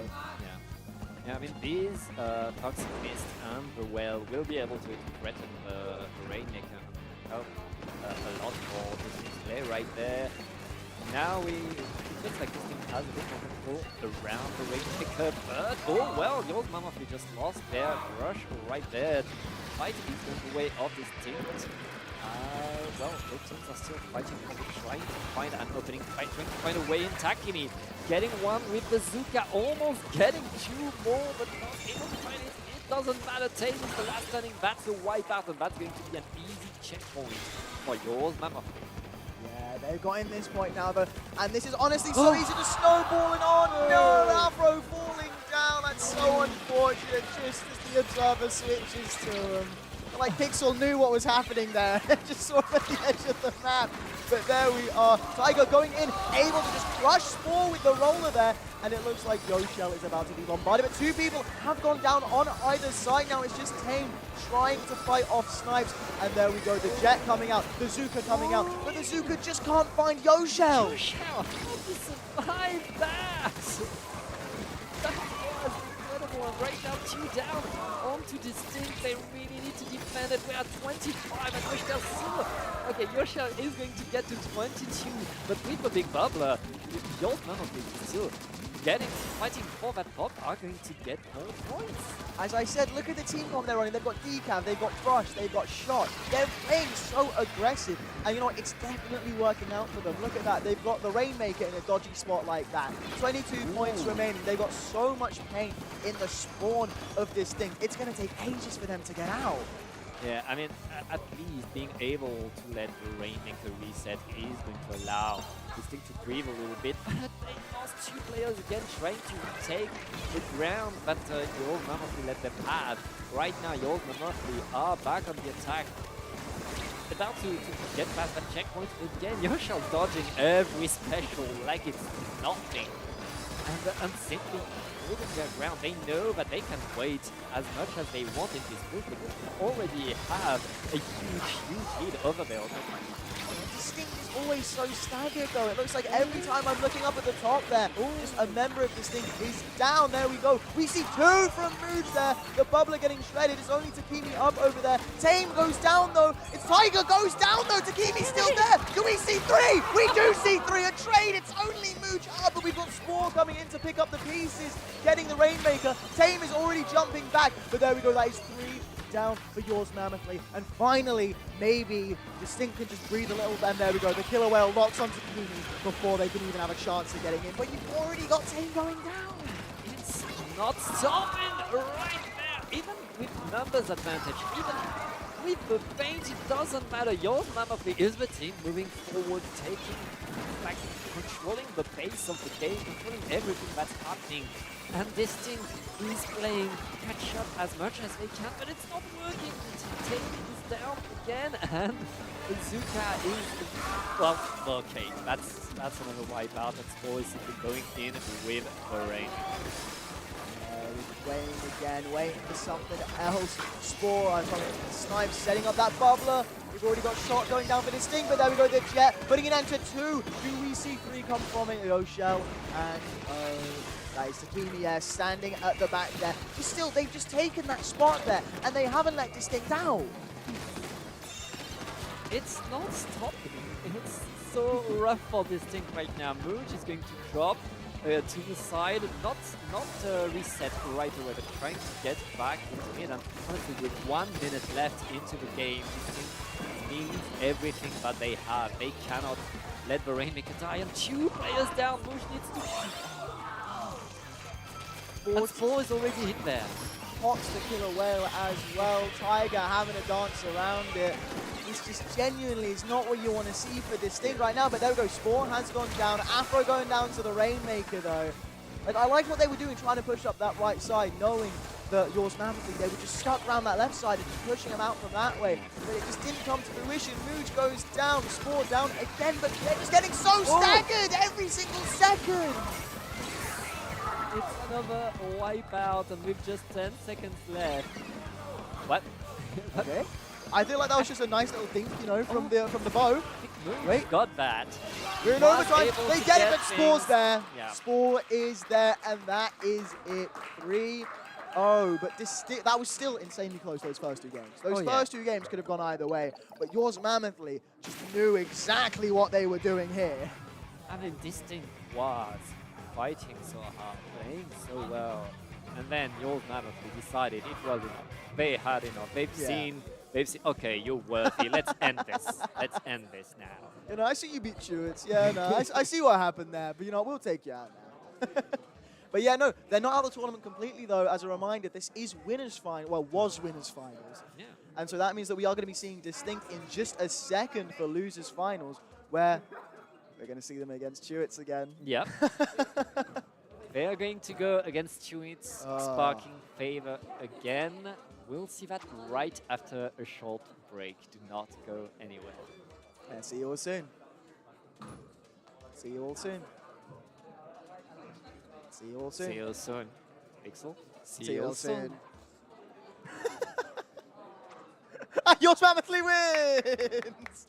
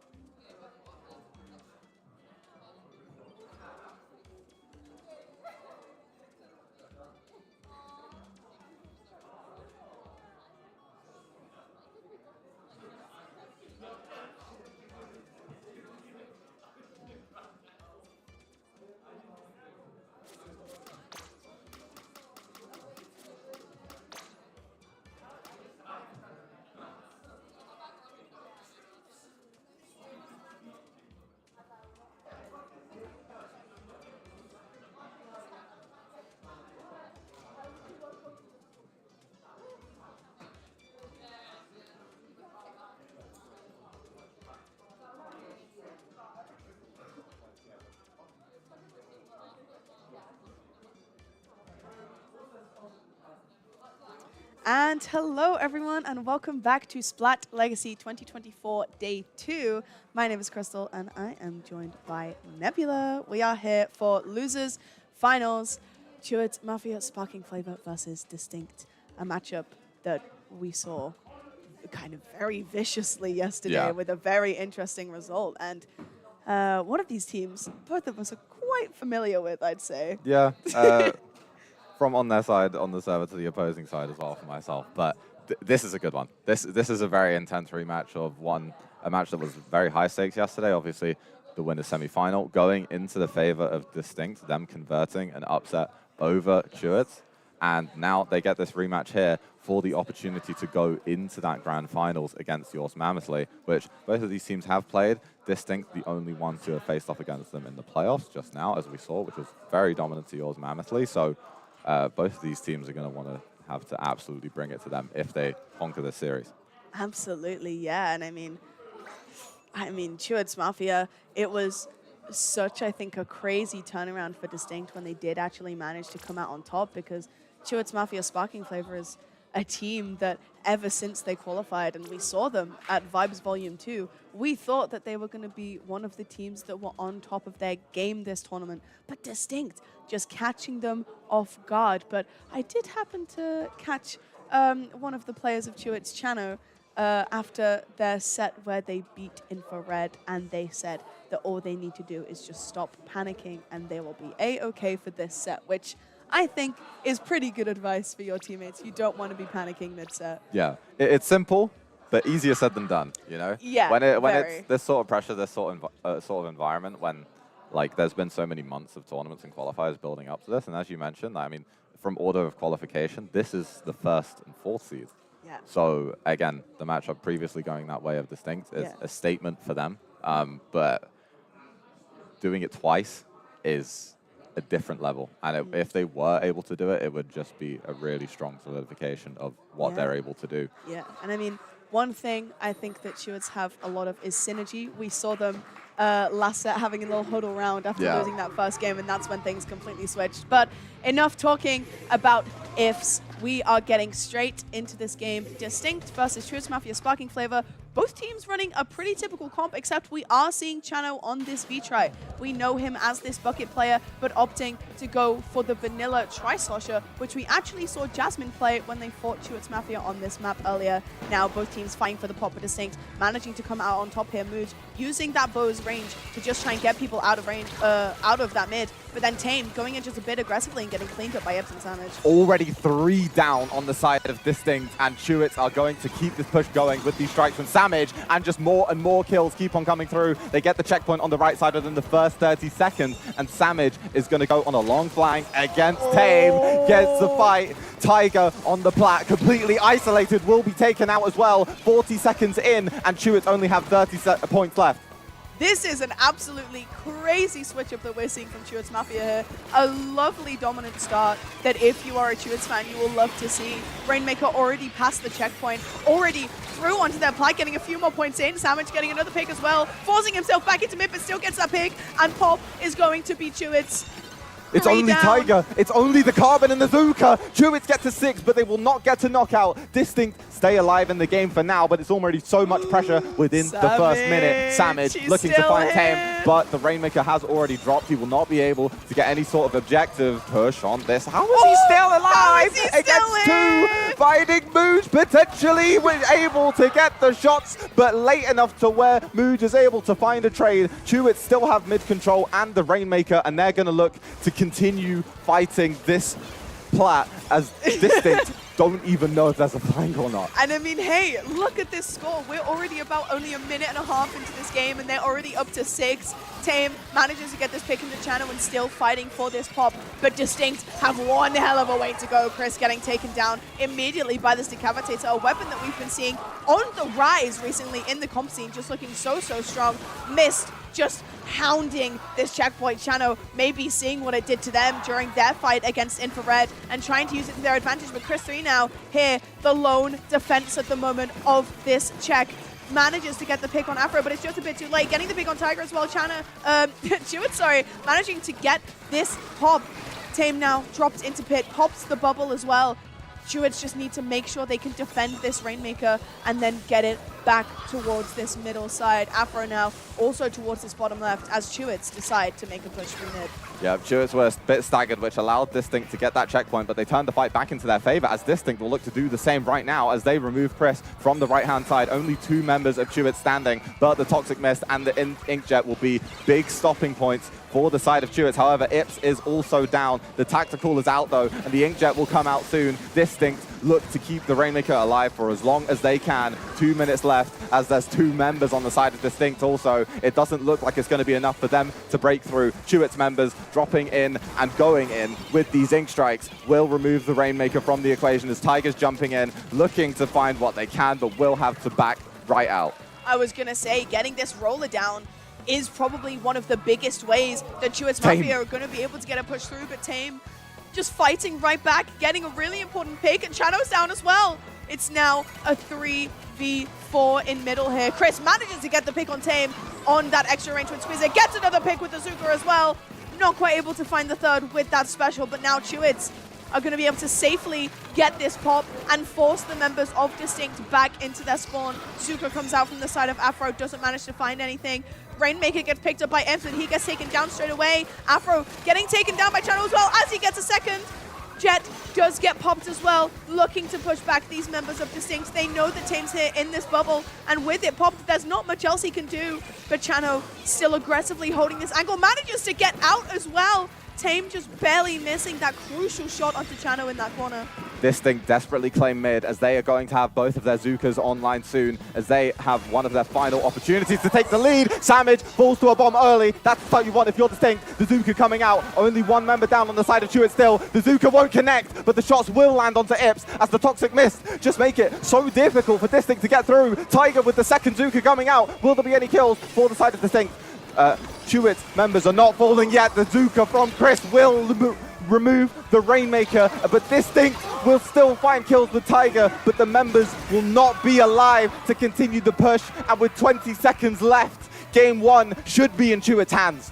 Wipe out there from Chewits Mafia, Sparking Flavor, keeping this Rainmaker in their spawn. 10 seconds left now as well. Distinct not really having any sort of chance to redeem themselves here unless they can get this pop. But Chano here with this Inkjet gets that pick and keeps Distinct away from that Rainmaker. Game 1 solidly going to Chewits Mafia after a very impressive, almost like I'd say a 1 minute into the game push to 24 in their spawn, and then eventually getting it to 6 about 2 minutes into the game. Such a clean push, and I think after seeing the series we had of Chewits versus Distinct yesterday, this is what we were expecting from them. This is the Chewits Sparking Flavor that we know. Yeah, a much-needed game win for Chewits. We saw them just come back from a 1-0 deficit against Infrared, but if you want that momentum, if you want to set the pace in this series, taking that game 1 on the neutral map is definitely what you want. Now, we're going to see the counter pick come out from Distinct here. On the cast yesterday, I spoke with my co-caster about how, you know, Rainmaker can favor them, especially with that bow having the extra pop power.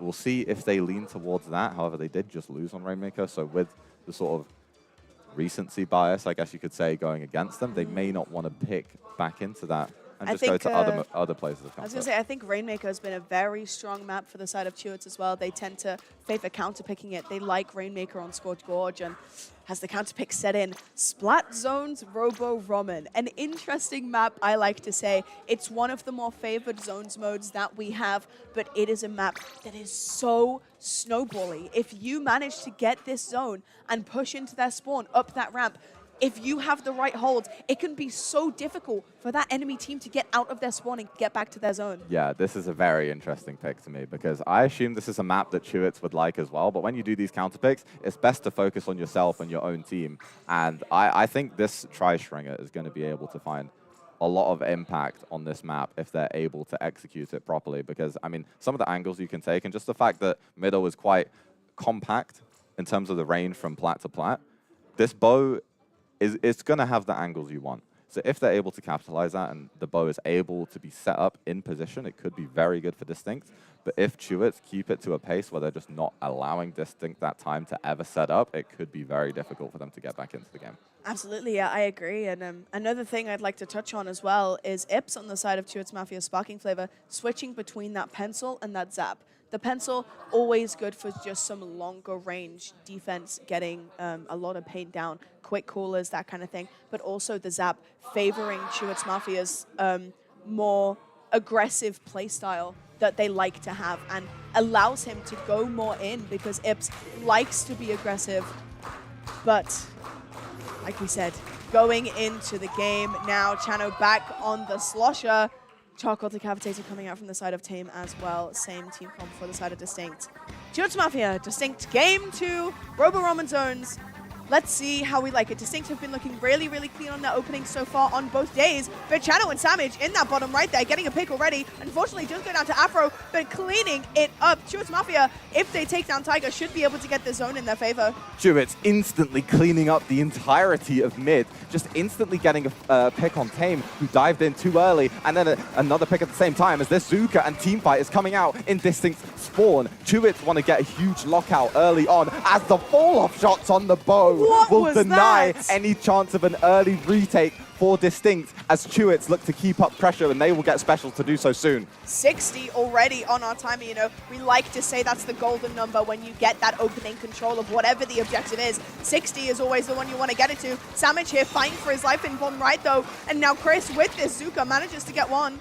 Unfortunately, not quite able to find anything else just yet, as Distinct do get the zone in their favor, but the strikes coming out from Chewits Mafia Sparking Flavor now. Channel unfortunately does go down, but Chewits get the control. Tiger is looking behind Chewits Sam, just opting to go for that jump as Distinct hold control now and look for a push into their spawn. I don't know how Tiger got there, but the fact that they were behind just forces Chewits to back off, as otherwise they would have been pincered. Samage immediately, Zuka gets a member of Distinct off the board, and now the chumps will come out, and Chewits look to move forward into this zone. Tiger not able to get the kill yet, but importantly will stay alive. Mooj being hunted down, but Tame jumps in, no kills yet. Chris will go down, and now Tame climbing up the wall, looking to go back into the zone. Ips wants to deny any opportunity of members moving forward, and he will do just that. And now the tri-strikes will come out to support. Ooh, Tiger, no shots connected with the Zuka just yet, but a fight is still going on as Tiger will look for Chris, but won't find it. Tame, though. Tame, I mean, one of the really, really important members of Distinct, but one thing I'd like to mention briefly, Ips has been doing a really, really good job so far today of keeping an eye on where every single member of Distinct is. His game knowledge is just so, so good. But as I say that, Tame manages to take down Ips, but Tame falls to the splat bomb that was in the hands of Chano. Chris 3 now fighting on the zone, manages to trade out Afro, and now it's all up to Samage and Chano as Ips makes his way back into the zone. But Tame manages to go down. And now the strike's going to their spawn. 35 ticks left for Chewits Mafia Sparking Flavor. They just need to hold this for as long as they possibly can and stop Distinct from getting back into their zone. It was absolute chaos on the zone, but no flip for the side of Distinct. That's what they need right now if they want to keep this game going. Zuka looking for Ips. Ips will stay standing. However, Distinct will get the cap to extend this game. Afro moving forward, claims one before he falls. Mooj now looking for the shots and the angles onto the enemy plat, but Distinct got the job done and got the zone. Absolutely, yeah. And I mean, Chris 3, we've been looking at him a lot recently of how good he is on this squeezer. Definitely a player that I think we should highlight on the side of Chewits Mafia Sparking Flavor, making the weapon, despite its changes, still looks so good. And now Chewits Mafia getting the zone back in their favor, but Afro is coming on a bit of a side angle here.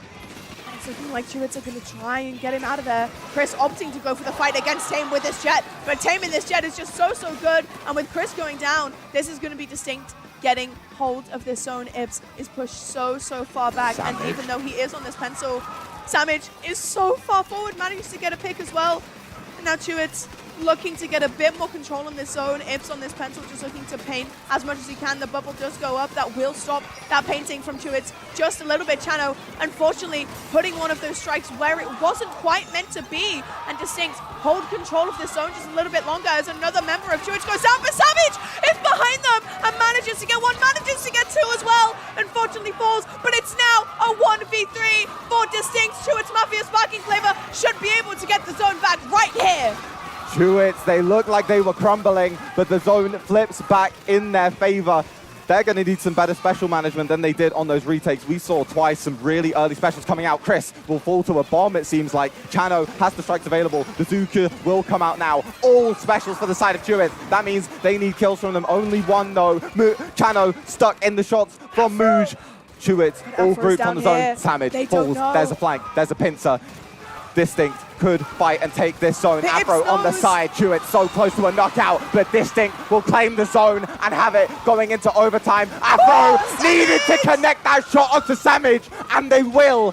Chewits are back on their plat, and with 10 seconds left going into OT, Distinct have zone, but they are only close to Inkjet. This is such a close game for both of these teams. Chewits Mafia need to get this retake sooner rather than later, but Afro just trying to get the pick, but Samage unfortunately does go down to the Inkjet, and now with the penalty going down for the side of Distinct, the strikes come out, but it might be a bit too late. The zone neutrals, and Chewits managed to get the zone when Distinct had one tick left to be able to get the lead. Chewits take it back in the last second and put themselves 2-0 up. I mean, what a way to end that game. That was absolutely incredible. The perfect timing of those strikes from Chano. And I mean, after we thought all hope was lost from them in those last few seconds, that was one hell of a way to win that game. How the hell did that game play out in that fashion? And we have a Chris DC, probably because of a pop-off, I have to I mean, we had that a few times last time. Yeah, we've seen it a few times where you just see a player poof off the screen as soon as the game ends, but wow, that was crazy. That was crazy back and forth. And I think we need a breather after that one. That was I mean, let alone us, the players and the people in the crowd as well. Yeah. Everyone, but you know, we got to keep the series going. That's the whole reason. It's as crazy as it is, but being Distinct when going to 0-2 from a game like that, that is just. That's rough. It doesn't represent how, especially that game has played out. Not necessarily both of the games, but that game was so back and forth. I mean, I'd say it was in Distinct's hands for a lot of it, but it was just heroics near to the end that got Chewits over the line. This map mode is one that is so volatile overall. I mean, Splat Zone's Robo Roman, it can be so back and forth, but also so snowbally at the exact same time. It's just such an explosive map mode, which I guess is why teams don't really tend to go for it that often if they're not fully confident on it. It's a map you have to be really confident on to be sure that you're going to be able to get that lead early. Yeah. Because, like we said, it's just so much happening all at the same time. But our third map mode in this BO5 is going to be Splat Zone's Hagglefish Market 1 that we saw Chewits Mafia play on earlier, and in fact lose to Infrared on. In the last few minutes, I'd like to point out as well. This is a very interesting pick from Distinct, but honestly, I think on paper it could work out pretty well for them, especially with, I mean, if they're sticking on this bow, it's quite a narrow area that you have to stand on in court. Firing over those stacks, if you're able to get those shots off from a safe angle, it can be really strong displacement for the side of Distinct to just force Chewits out in the open where you want them to go. It would probably also make them abuse the flank avenues maybe too much, overuse them, because once you recognize that either certain players or certain teams use those angles all the time in a match, you can bait them out and punish them for it, and you can get snowballs off of those kind of plays. So yeah, it's going to come down to execution once again. I think Hagglefish Zones is one of those tried and true map modes that teams have been playing for years. I mean, like since the release of Splatoon 3, I'd Pretty say. much, yeah. It's one of probably, I'd say it's probably the most common map mode that we have maybe in the entire game at the moment. Something that I'm sure both of these teams are very, very familiar with. It's just going to come down to these small details and who gets the kill when, whose specials connect more. But now, 2-0 up for Chewits Mafia Sparking Flavor, going into their third game against Distinct on Hagglefish Zones. Can they clean this up and on a 3-0? Or are Distinct going to put up a bit more of a challenge and force Chewits to play a game 4? Let's see how this goes as we start with our opening. Chewits opting to spread out just a little bit more. Ips going back, but Chris is already down almost immediately, going for that opening pick, but no, Tame is just running into their spawn as, oh, there's a disconnect. Chris 3 was the disconnect. I see. Unfortunate. We love to see that it. was obviously it was only one pick, so I can't exactly call it an opening, but that was a very good initial engagement for Distinct, getting that immediate kill. But Chano was, on that flank as well, not painting the ramp, so they didn't have knowledge of him. Obviously, going to be a replay. Same map, same mode, same comp, same everything. So we're going to be seeing the double Zuka, double strikes, one Zuka coming out from Chewits, and then also the Inkjet decavitator from the side of Distinct. Now, I think Inkjet is extremely powerful on this map, always has been. Just the issue is, are you going to get shut down by Ips when you use it? Yeah. It can be good into a pencil if you pop it in their face, but the issue is you have to be in his face. And usually that's quite far back in comparison to the rest of the comp.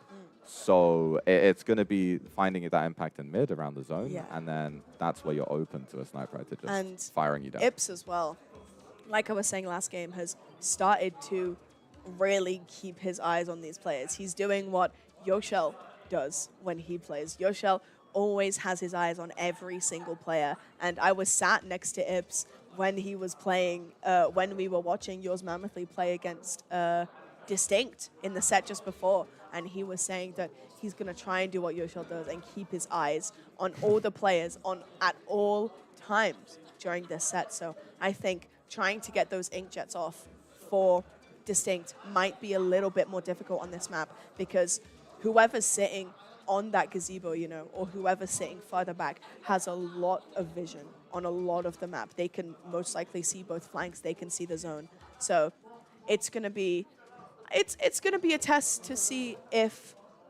Tame can kind of have that sneakiness to their playstyle, but also it's going to be a test for Ips to see if he can keep an eye on the players of Distinct. Yeah, and that's a huge vantage point of being on Sniper Rifle or just backlines in general, especially if they're vocal players. You're able to get... And Ips is a vocal player. Yeah, definitely. We've heard him. Yeah, but you're able to just get a viewpoint almost all the time of just the entire map, especially on something like Zone's Hagglefish, where you're able to not only see your teammates' positions, but also a lot of the enemy's positions, and then get a picture of, whether they're painting for a special, whether they're ready to fight.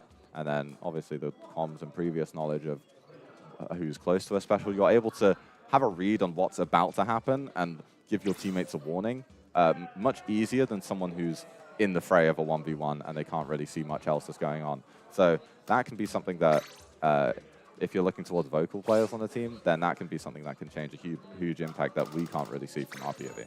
Yeah, and I think, while we're talking about vocal players, I think every single member of Chewits Mafia is very, very vocal. You watch these guys play against anyone else, and they will be the loudest players on those stage. No matter whether they're winning, no matter whether they're losing, Chewits will always be the loudest and will make that enemy team just, almost it's like they're making them feel smaller because they're so loud. But now you can hear the crowd. They're excited, going back into Splat Zone's Hagglefish Market for Chewits Mafia versus Distinct. 2-0 currently to Chewits. Let's see if Distinct can get that opening pick once more, but now Chris 3 might be expecting it and hopefully won't have a DC this time. Yeah, hopefully, but we're going to look at the early specials that are going to come out as well.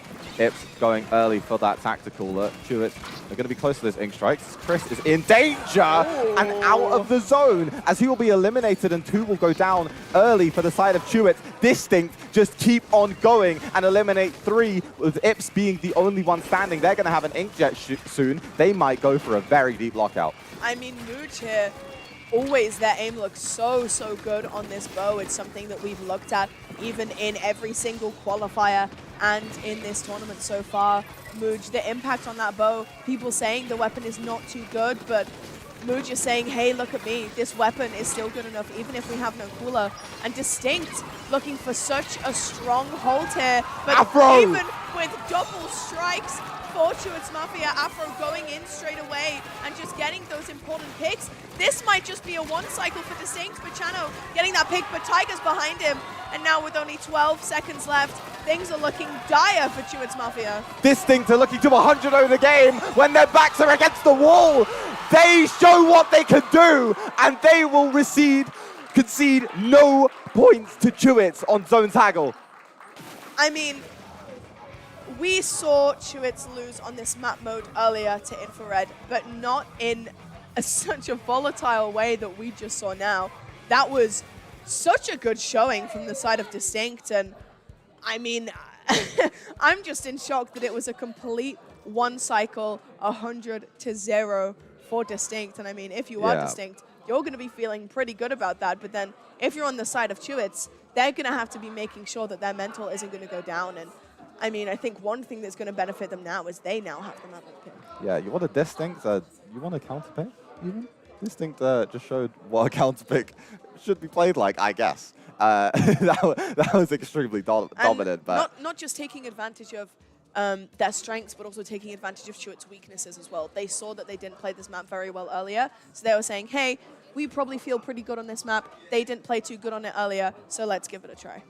But the difference between teams that allow those sort of openings to go to close games and the ones that are able to shut it out is just pushing even further forward with the resources they had. Once they got into court, got those 3 picks, immediately popping the Inkjet as well, looking for even more pressure on goal, just not allowing Chewits to have downtime to farm those specials, not giving them a free way in, back into that zone. Just decided that game, and it looks like we're going to be heading back to TC Shipshape. TC Shipshape, a map mode of very many memories here in the UK Splatoon community. A lot of teams known for this. I said this yesterday. A lot of teams known for this map mode. We've had a lot of games shown on this map mode. We've had a lot of moments. I won my set on this map mode yesterday when I was playing Machine. I've notoriously gone against the team Return of Paradise on this map multiple times. Nearly beat them on it once. That was good. But we're not here to talk about Return of Paradise. We're here to talk about Distinct versus Chewits Mafia after such an aggressive Game 3 from Distinct. 2-1 now, still to Chewits Mafia. Let's see if with their counter pick, they can look any better. They were looking very strong on this map earlier against Infrared. So let's see what they can do against Distinct. Another really nice opening from both sides here, but Distinct getting it to mid just a bit faster than Chewits Mafia do. A lovely pick onto this onto Tiger there for Chewits Mafia. Cooler goes out almost instantly as well as Chris3 goes towards top left, gets a pick onto Afro and is now going and gunning for Mooj. Distinct looked to punish some pushes, but their positions were slightly off as Chewits looked to do what was just done to them as they will win the opening team fight in middle. Mooj looking to apply some chip damage as Chris's Zuka will not get any kills. Afro diving on him, not able to find Chris as he will stay standing, but Mooj will avenge their teammate. Samage forced to drop as Chewits will clear the first checkpoint, and Tiger diving in through court, unable to get anything yet, but Tame, I believe, is on the flank in middle. Will Distinct be able to use this to their advantage? Tiger going in. Tame has to pop the Inkjet. Chano and Ips. Ips jumps out, and Chano will be forced out as Tame will get the kill with the Inkjet. A really nice beginning push from Chewits Mafia, I do have to say, but Distinct did such a good job at taking that control back straight away. And I mean, just getting this tower and looking for this push. But now Tame is down. Afro's looking for a pick onto Ips here, but Samage is there to aid his teammate whenever. The cooler is out for Chewits Mafia. There's 2 members down on the side, though. Ips manages to get the pick onto Afro and pops the cooler on himself as he waits for his teammates to respawn. Manages to get a pick onto Tiger as well. Ips, unfortunately, does go down to Mooj, but Chris3 is here, ready and waiting to get this pick onto this bow as Tame has popped the Inkjet, and Chewits Mafia are forced to retreat. Chris goes down as well. Distinct still had the tower that whole time. Ips was finding the picks, but Mooj still was on the tower the entire time. The Zuka from Distinct is pushing Chewits back. Desperation strikes, and the Zuka as well available from Chris. But Chano is not in a position just yet. Will get the kill through the bubble that Tiger tries to pop onto the tower. And now Distinct with their members left will not be able to sustain this push. Mooj will have to back away. Tame jumping in. Won't get Chano just yet. Looking for it, but goes for Ips instead. Distinct get the lead, but will be stopped at 33. Chewits Mafia now looking to gain a lot of this control back. Afro hiding up here in top left. Doesn't manage to get a pick. Samage cleaning that up really, really nicely. Going for the fight against Tame here. Strikes now. Popped almost instantly. One of them, I believe, went off the map. looking to just pop them, get a bit more aggression in that top left. They need to hold this space as much as they can. Chris Reed jumping back in. Chewits need to hold this space without dying. Zuka comes out from Chris 3, doesn't manage to find anything, but does hold them back. Chris does go down, and so does Samage. Chewits Mafia 3 down. It's all up to Ibs. He needs to get out of here, and out he does. Distinct holding middle now. Tower back in their control as they get it back into mid. Chewits Mafia need to look for something to get them back into this game. 39 to 33. It's not a big lead. Amazing pick from Chris. Strikes coming out as well. The Whale out from the side of Distinct. And this is a scrappy fight for the control of the tower. Afro just didn't have the support they needed going through court. Distinct maybe trying too early to get that push off, but Tame will still get that kill as Chris not going to shark in pit, going to opt to jump out, and Chewits will need to defend once again. Their specials are not close yet. Distinct will have theirs online first. Tame positioned in court, and so is Afro with a good angle for the Zuka. Won't get kills yet, but will force Chewits to move around. The Killer Whale will also do so. Afro now looking for a flank. Distinct and Chewits will be fighting on this right side. All four of Chewits in one group. And Distinct aren't able to do much with it yet. Chris will be out of the picture for now. Afro now stuck, but still living. Not anymore, as Chano will capitalize and has those strikes as well. It's a good position for Chewits to end this push as the bubble will be destroyed. Chano will drop into court looking for Tiger, but not yet, as Distinct still have 4 alive, and Chano is found in no man's land.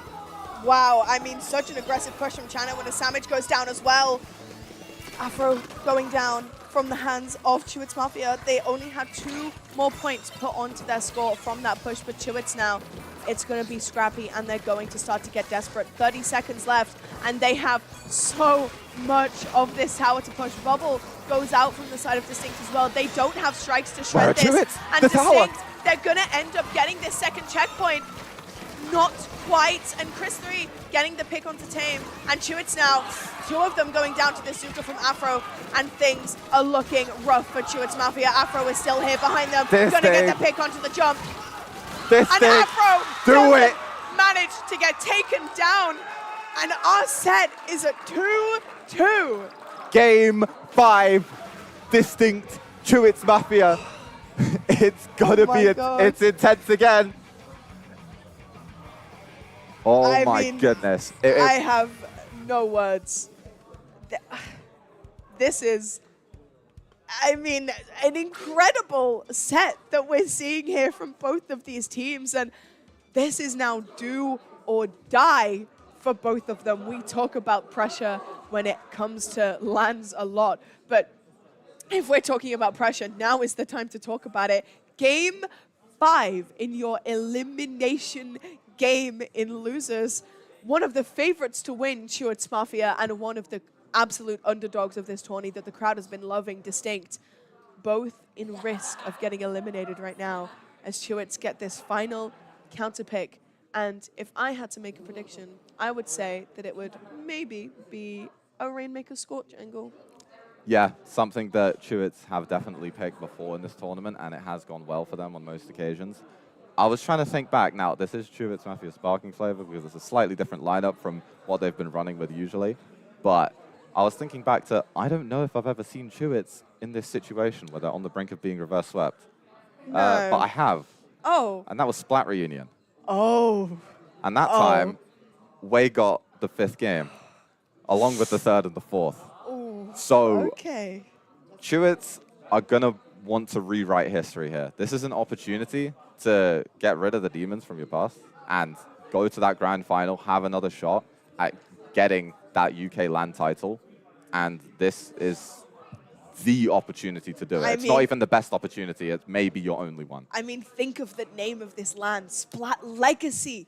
Every single member on Chewits Mafia Sparking Flavor has a legacy to their name. If you think of, I mean, even just in the past year or so that we've had Ips, Chris 3, and Samage all on that Chewits Mafia roster who have won, I mean, both. They won both Splat Vibes. They came close at UKC. And then you have Chano as well, who was a member of Spark, who did eventually manage to win UK champs, came fourth at European champs as well. No clue who those guys are. I mean, there are some insane legacies on the line for all 4 of these players. And also for Chris 3 and Samage, this is going to be the last LAN that they'll be going to as players. This is their last opportunity to prove themselves and shown that all these years have been so worth it and that they are still on top of their game. And while I got the map right, the mode I didn't quite get, but still, a very strong map for Chewits Map. Yeah, they did already win Rainmaker in the series, so they're unable to pick that mode. And yeah, as you were saying, it's about what you want to leave behind. And Clam Scorch is where that's going to be determined for both of these teams. For the opportunity to fight against Yours Mammothly in the grand final. And that is a scary opponent to go up against. If you're Distinct, you've already gone 0-3 down to them twice. Twice you've gone 0-3 down to Yours Mammothly. You don't want to be facing that in the grand finals, but then Chewits Mafia Sparking Flavor, we've seen them play against Yours Mammothly before and it was so close, and they are just so familiar with the players on that team that are already in those grand finals. They are going to be itching for the chance to get to fight them again. So if anything, this game means absolutely everything to both of these teams. Their last chance to prove that this grind has been worth it. Chewits Mafia fighting for their legacy, Distinct fighting for the chance to prove themselves to everyone in the UK community. Clan Blitz, Scorch Gorge, Game 5 of Losers Finals, Distinct versus Chewits Mafia. Let's see who we are going to be seeing on top here. Channel opting to go for that V-try again. That mist we saw on comeback did cause a lot of problems for Distinct because they just want to go forward, and that mist stops them from doing so. But now, let's see what both teams have in store here. Chris 3, nice positioning here up in the middle. Tame going for that fight in left. Cooler out for the side now. Tame manages to jump out and gets into the safety position. Oh, and 2 members of Distinct are already down. Chewits Mafia coming in with fire. Make that 3! Chewits, they are fighting for this, and they know that they have to win this game. Chewits getting the exact opening you could wish for. Mooj looking to deny this angle on the bridge, but they will have more impact on the left side where Chewits all find themselves now. All 4 members, some with clams, trying to get them in, but down to only 65 so far. However, a very good opening push. Tame fighting in mid. Chris trying to evade, then will stall for a second, but will not keep his life as Distinct nullify what could have been huge damage. Samage in middle. How is he not dead? Okay, he is now. Tame will get shut down out of that inkjet. Chano finding the kill. Distinct 2 down once again. Chano could have an inkjet soon of his own, but there's one left in middle. Will they opt to stay? Tiger not backing away. Close to Chewits with the bubble. Will get Chris, and can Distinct find more off of this? They are moving in, and they are finding Samage. Chano, name every member of Chewits. They could go down. Tiger here, but Distinct don't have the power clam yet. The bow has enough clams. The inkjet will not connect. Chano will pop his own, and Chewits are fighting back to deny Distinct taking the lead. Lovely pick from Chano there onto that enemy inkjet. 2 members of Distinct now down. Samage unfortunately falling as well, but gets the jump straight in, as I believe Chewits Mafia had Cooler, and now the map control in favor of Chewits Mafia. Tame getting taken down as well. Chano just hiding in this corner, waiting patiently. Ips has this power clam in his hand. The mist forcing Distinct back as well and slowing down their pushes a little bit. Chano manages to jump out and not quite falling to that killer whale. That Zuka from Afro, though, not quite finding what they wanted. And Azuka coming out from Samage of his own, not quite finding anything either, but forcing Distinct to fall back. And now Chewits Mafia looking to defend their clams. When Tame fell on the left side, Afro won a huge 1v1 on the right to deny Chewits an opportunity to push. However, Distinct have one of their own right now. But again, no power clam. They're going to get the pity. They can jump into Tiger, who's looking to find everything that Distinct need for this push. Will get the first kill, will not find a second, but Chewits have the numbers advantage, 3v2. And Distinct haven't scored yet either. The power clam's still in their hands. We thought that they were going to jump to Tiger, but they never did. And Chewits Mafia getting these really important picks onto Distinct here. Mooj really, really far back with this power climb as Stuart's Mafia fight to get this mid control back in their favor. Well in the hands of Mood, looking to displace Stuart just a little bit longer. Afro popping the Zuka. Both shots not quite able to find anything, and Ibs knows the Tame is here. He has the eyes of a hawk, making sure that not a single member of Distinct can get out alive. Samage, unfortunately, does fall, and Tame fighting Chano, but Chano manages to take him down, and now Chewits are so far pushed up into their spawn, and it's looking like they're going to get 2 power clams in here now, and that's 30 down, 24 left for Chewits Mafia.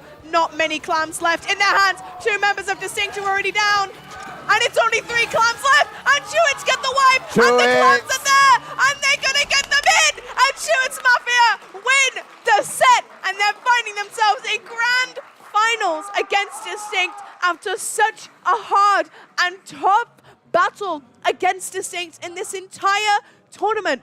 Chewits Mafia prove to everyone watching that their legacy has to be known and that they are worthy of being in these grand finals. Chewits will keep Distinct in the position of challengers. They will deny the reverse sweep, and they will vie to be the kings against yours mammothly in a grand final against former teammates on both sides. I mean, grand finals is going to be an absolute banger of a match, so you guys won't want to go anywhere. But quickly, I just want to say thank you, Nebula, for casting with me. This is, I believe, both our final casts for now. Yep. My name is Crystal. You can find me on @Crystal___ on Twitter and @Crystal_ on Twitch. And what about yourself?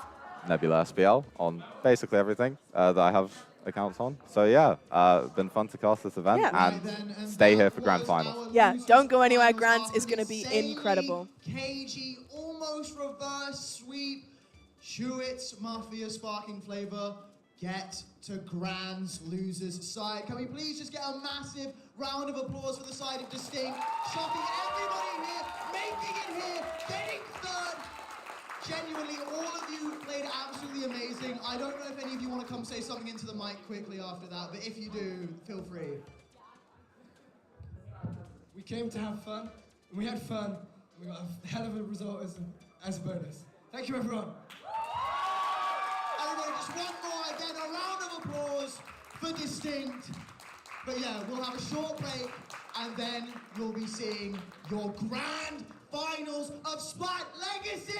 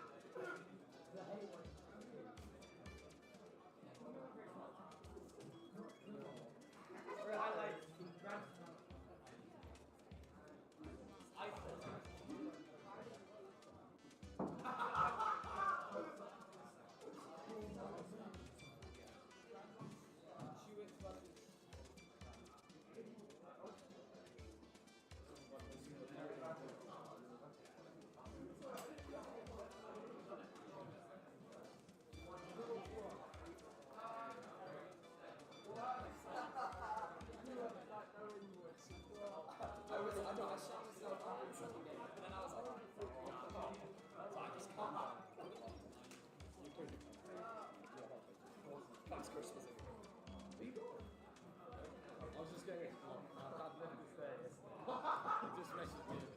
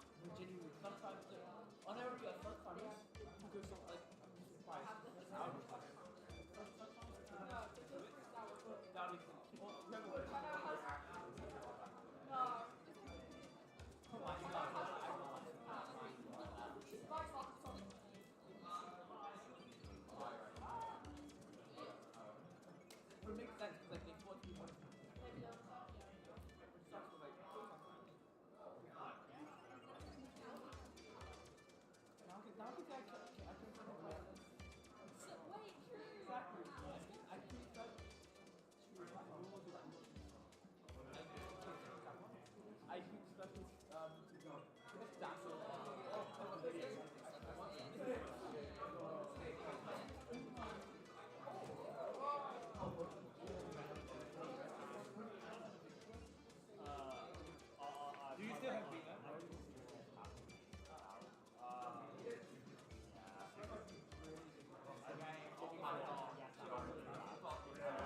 Let's go like you lost it, but I lost it last time. Oh, but I feel like I tried that out. You dropped it off. You dropped it out. Yeah. Someone, yeah, no, because I heard about it. Someone dropped it. Okay. But you haven't. I'm surprised you actually went.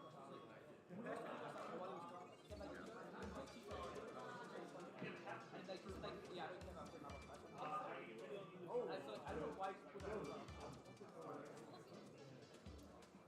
Yeah, you can have the reverse. What's the reverse? You don't want that's like one of the people go there. There's like one out there. I think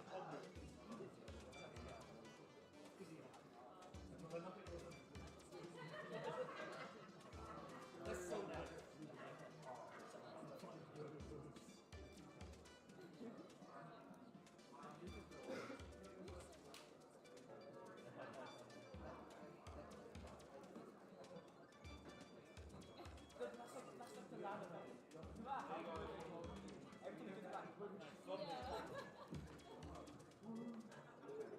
Every game I haven't seen, me and Bruce stared at each other's like snipers.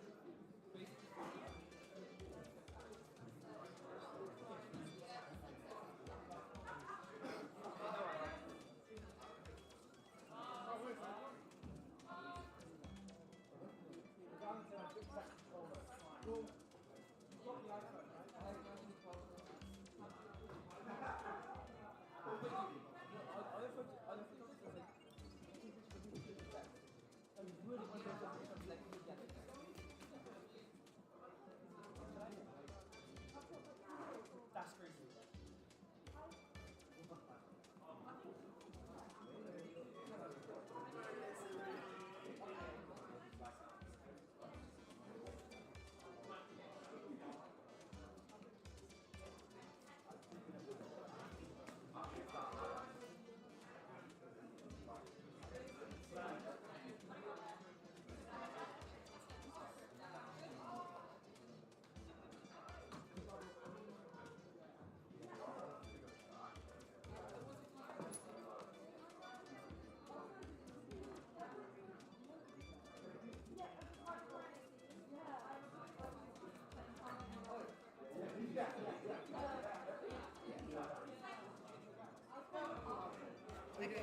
I'll do it now.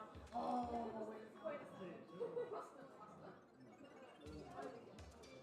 This thing is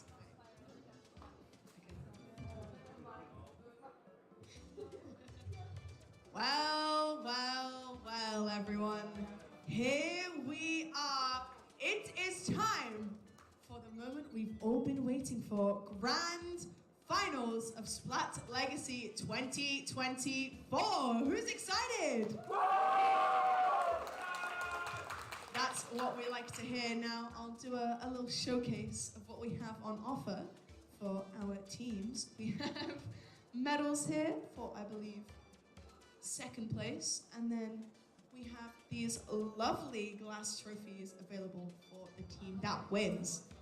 Now, I'm going to introduce both of these teams, who I'm sure neither of them need much of an introduction to you guys, as you've seen them around a lot, but I will do one final call out for them. On this side of me, we have Chris 3, Samage, I forgot who's on your team.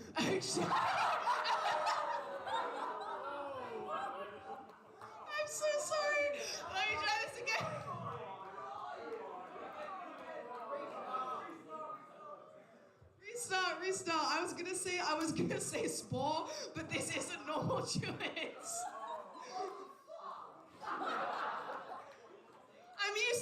I'm used to normal Chewits, I'm sorry.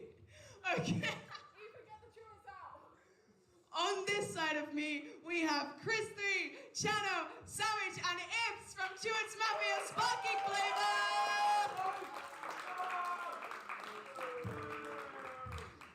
And on this side of me, I won't get your team members wrong, I promise. We have Snipes, Spore, Yoshel, and Takimi from yours, Mammothly!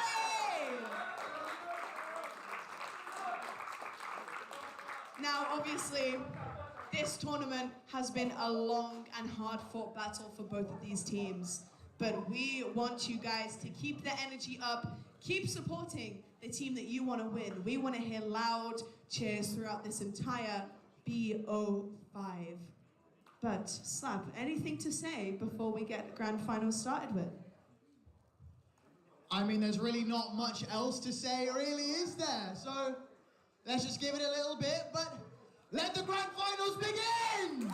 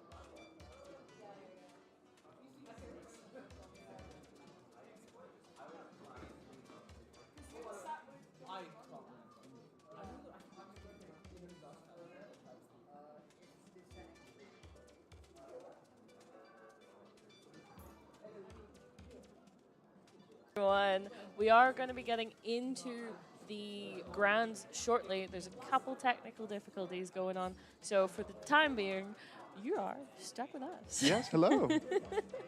But hi. We're here to waffle for you. Oh yes, oh yes. And also, in case you're tuning in more recently or you didn't see yesterday, hi, I'm Zari, and I'm joined by the lovely, the amazing Spid. Hello. Also, we made quite the deal to be here for Grands. Oh yes. Oh yes, this has been Perfect. Perfect. Wonderful. This has been in the works for quite some time. So we are very happy to be here. There's a caster swap at the Splat reunion. Oh. And we were like, we will do it out of the kindness of our hearts. And if you confirm that we get finals next time. So yes, this has definitely been something that has been in the works for quite some time. And yeah, this is setting up to be quite the finals, I should say. Especially since last game. Oh, that's it. Oh, Nearly really the upset with Distinct. I guess Distinct. not really. It wouldn't have been an upset. No, because Distinct were actually in the winners bracket. So they didn't win against yours Mammothly, but that meant they had to play Chewits Sparking Flavor.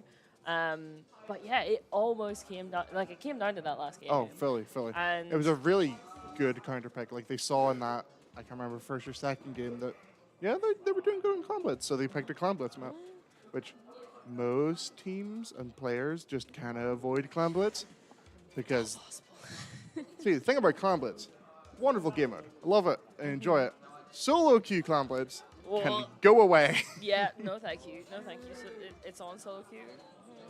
Or if you're playing with anything less than a full team, you're like, Yeah, you need communication for Clan Blitz. That's the main thing. do that. Yeah. Otherwise, you are desperately just playing with that. That D-pad is all that you have. You're like, please realize that this booyah means jump to me now. Please. Please. To me. It's like, oh my god. But yeah, it's definitely a different vibe whenever it's at a tournament, though. In a LAN 100%. setting, you can actually very much talk to your teammates. Oh, yeah. And When the audio works. When the audio works, that is very true. Also, but you do have to be careful because you can be talking to your teammates, but if you're talking a bit too loudly, then That did happen in the Rainmaker game. Because obviously you guys can't hear, but Shano very loudly yelled, "I'm sharking on the left." You just see Rainmaker after Rainmaker after They all Rainmaker. just pivot, and then it just switches to Chano dying. It's beautiful, beautiful timing for the camera switch. But yes, this is setting up to be quite the final situation right now. Oh, 100%. Also, because yours Mammothly have kind of been sitting on the sidelines for quite a bit now. They're probably not as warmed up as they could be, with all that in mind. Because I don't think they were playing, They did some of the morning scrims that were set Yeah. up, but I don't think they were playing They outside didn't. at all. They were there to watch the games. That Well, to be fair, watch the games and figure out who was going to be their opponent in ground. So that is also another good thing to do at the LAN. You can actually watch the games that are happening. Pixel, you've missed someone. Oh dear. Yeah, with those, at the moment, Chris and I think that is Yoshio are on the wrong teams. So we're going to have to switch that on over again. So that'll take us a little bit longer to get That's all into good. this That's all first good. game. But we can mention that the first game of the set is that Splat Zones on Mako. That's where we're going to be going first, which is going to be quite interesting, especially since we are... Oh, okay. So this looks like we might be getting an E-leader. I mean, not that it really matters. Yeah. But I think we they're are. still gonna keep They the have same- to, by rules yeah. as written, they have to. They have to keep the Stay same the same. weapons. So what we're looking at is there's going to be an E-leader on the side of yours Mammothly. So... Which means they're going to be sitting at the top of their snipe and just... Yeah. And that coming from Yoshel specifically is going to be very dangerous. So I'm very much looking forward to seeing. It was only one that you were switching. But anyway, we are just waiting on getting one in and ready so we can see this first game. So yeah, for real. For reals this time, with the correct teams. Yeah. But yeah, Mako zones as a place to start is also quite interesting. This is a very short map. Yes. Like there's a lot of paths to kind of flank, which I'm assuming Spore is going to love. Oh yeah. Brushman himself. Indeed. It's we've seen it several times in the tournament. I mean, we picked clams in our casting match. Well, what should be mentioned as well is Spore, like acing. If you lose track of Spore, that's when you're gonna lose a player or two, right? A great way to counter Spore is to just communication and to call. Yep, always need to know where he is, otherwise he's probably energy. So just be very, very aware. They picked the incorrect weapons. I see the big brain. They knew there wasn't a real match because the team messed up. Okay, yes. Throwing us off. We were like, oh my goodness, healer. But in fact, that is not what we were going to do. So Sniper Rider both sides. We've got a try on the side of Chewits, I do believe. Which is Strikes come in. Quite handily. The thing is about this map is it's a very short and small zone. It really is, and also with so both two of these, strikes covers the zone no matter what. The Sniper Riders are never far enough away that they can't reach it most of the time. So very quick. That was 2 down as well on the side of Chewits. So not ideal, especially that has meant that they've lost the lead, but 83. It's not a lead, not really. Chewits here building a push. And in here with the inkjet. That was good. The quick jump out. And the trade coming from Chano. Yes, indeed. Also, that shield will definitely help them continue to hold this zone through those penalty points. And now they're over, but it doesn't last for very long, as immediately it gets switched back on over to the sides of Jewett Mafia. Here assuming too. That's the thing about this is if you ever get strikes, get zone. That's how, unfortunately, this is going to work out. Yep. The double coming in from yours mammothly. Okay. They're trying to build on it. At Takimi, you've seen that just a little bit sooner. But that does mean that was 2 down on the side of yours mammothly, but they are recovering because they had, I do believe they had, what's it called? Tactical loop. Yep, this continues to just keep going in your mammothly's favor. Oh my goodness. Finally able to get it back. As soon as I go to say that they haven't really got the zone back, they get the zone back. Love when this happens. This is exactly what happens when we commentate. Commentators curse do be like that. Say one thing, immediately it's false. But yeah, here's Mammothly continually just keeping that zone painted. Nice here on their left. Pressure up. Kind of running in, potentially on its own. Oh. Still staying alive, pushing up, able to get the zone. Very nicely done. He has special. Oh, Snipes! That's the thing. With the decaf, you get free drop roller. Yes, you do. Snipes making good use of the decaf here to just slay 100% of the time. Yep. Shield comes up. Shield. Very much. Do they see each other? They do. Yep, but the jump was ready. It did not want to deal with that. Now trying to find a pick, but just not able to. Not able to get the use out of their specials here today. Score in with the hammer. Unable to fully do anything as we focus fully on Chano. Yes, not coming out well there. Just trying to put some more pressure to keep Judas Mafia back, because as long as they're not really able to get That's to the barrier that broken. zone. They managed to keep the zone through the strikes, getting back their own. Oh my goodness. Snipes in with the decav. To that zone, but with 2 down. I don't know what's going to happen. Can they keep zone long enough to? They can. Yes, indeed. That is the they first can. match to yours mammothly. Yes. very nicely done by them. There was definitely some back and forth, but your Family just able to keep control so much longer than Chewits. Definitely a slower game. Yeah. It seemed very kind of wait for a push. Yeah. Like I know it's a Splatoon 2 map, but it felt like very.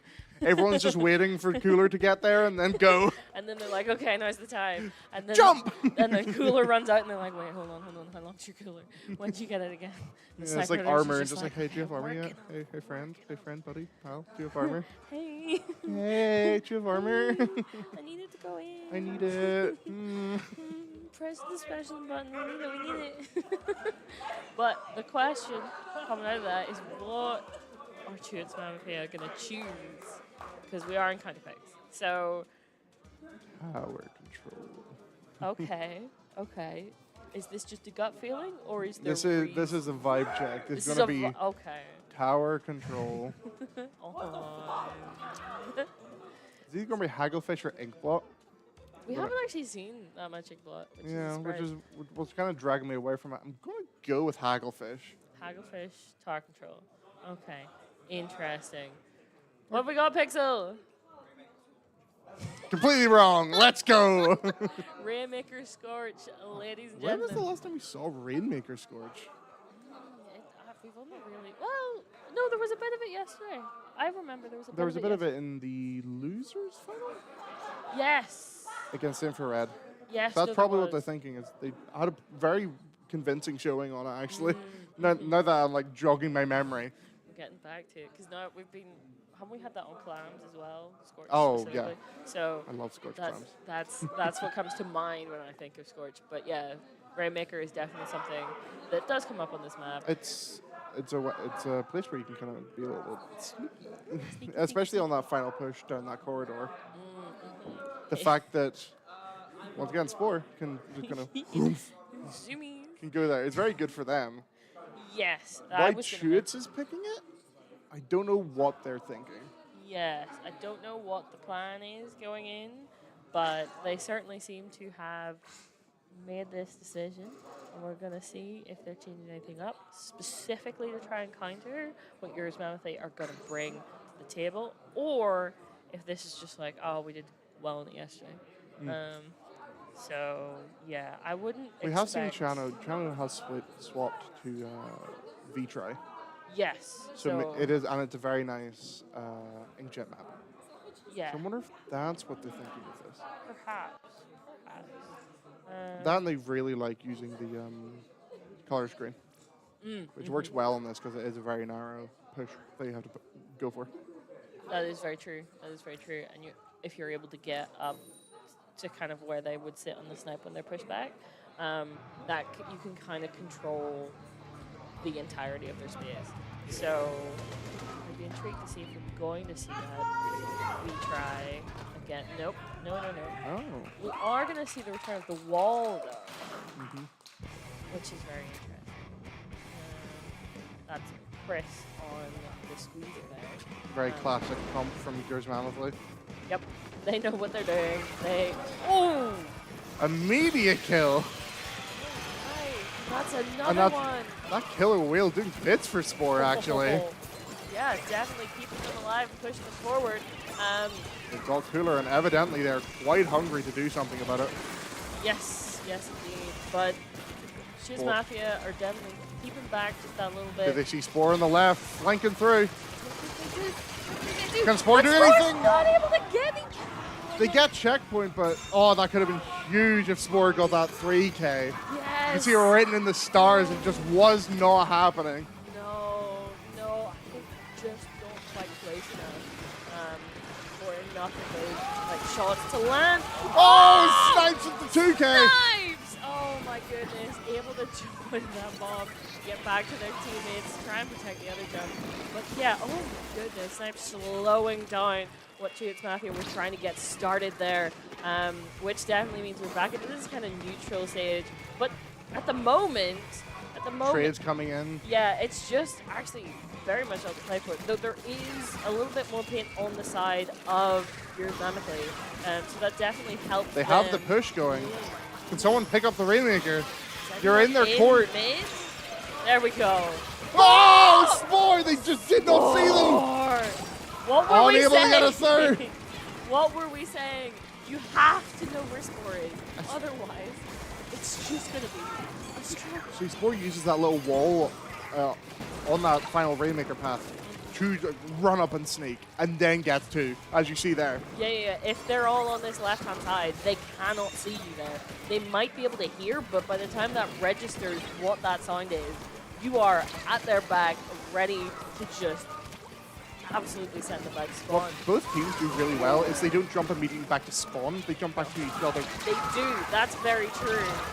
Oh! A huge mass and tangle of just death. Yeah, that very quickly went from everyone being alive to a 2v2. So A less than ideal Rainmaker spot here, probably for both teams. It is obviously closer to Chewits, but not a way that they can really do anything about it. So both teams are just going to let it reset. Yeah, they want to have as much of an advantage as hello? Hello? What'd you kill him with? Questionable. Okay. Bubble? The Rainmaker bubble maybe? Maybe they touched it. I don't maybe. But that's two down. Killer Whale coming in, and I don't know if Spore can hold off 4 people. Yeah, but they can get the Rainmaker! Oh my god, Spore! Yeah, Spore doesn't need range on his main weapon.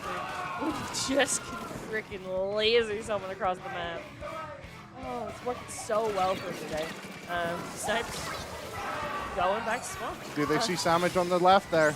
They do. Spore gets 1 out of that. Gets 2 out of that. Can they find a third, a fourth? Shadow jumps out. Wait, the Rainmaker was still pushing, but they were not able to get the whole way to the check. Another thing both teams do amazingly is they trust their teammates.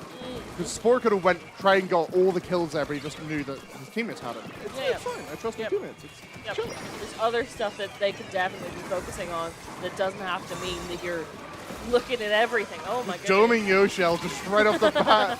But Snipes is holding it back. Gets 2. And I was unable to find that. Ips is still on this.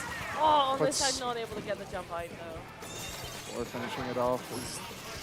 Here's Mammothly having full control here. Yep. Yeah, they know what they need to do here. And to be fair, them just pushing like this is to keep it out of the hands of Chewits. And when it comes to the last 45 seconds, that's important. Not much in the ways of special currently, but Not they much are in the killing ways- Chewits still. Yeah, they need to. People need to stay alive together, especially. Oh. That's going to get Ips. Oh, 2v2. Yoshell's maining the Rainmaker. Oh! Yes! Yes, indeed! Oh, go on, Yoshell! Oh, okay! Yoshell! The weave! Just living! Oh my goodness, they're sending everything at this Rainmaker, but it's still not enough! Oh, Yoshell! Oh my goodness, they Does get die right at the end, but Snipes is there with the decav to just wait. Oh, they've got the Rainmaker. And But Snipes they're not ends for it! long! Yeah, you were so right, so right. Yeah, Lying in away. what was that? 6, 7, 8? Like,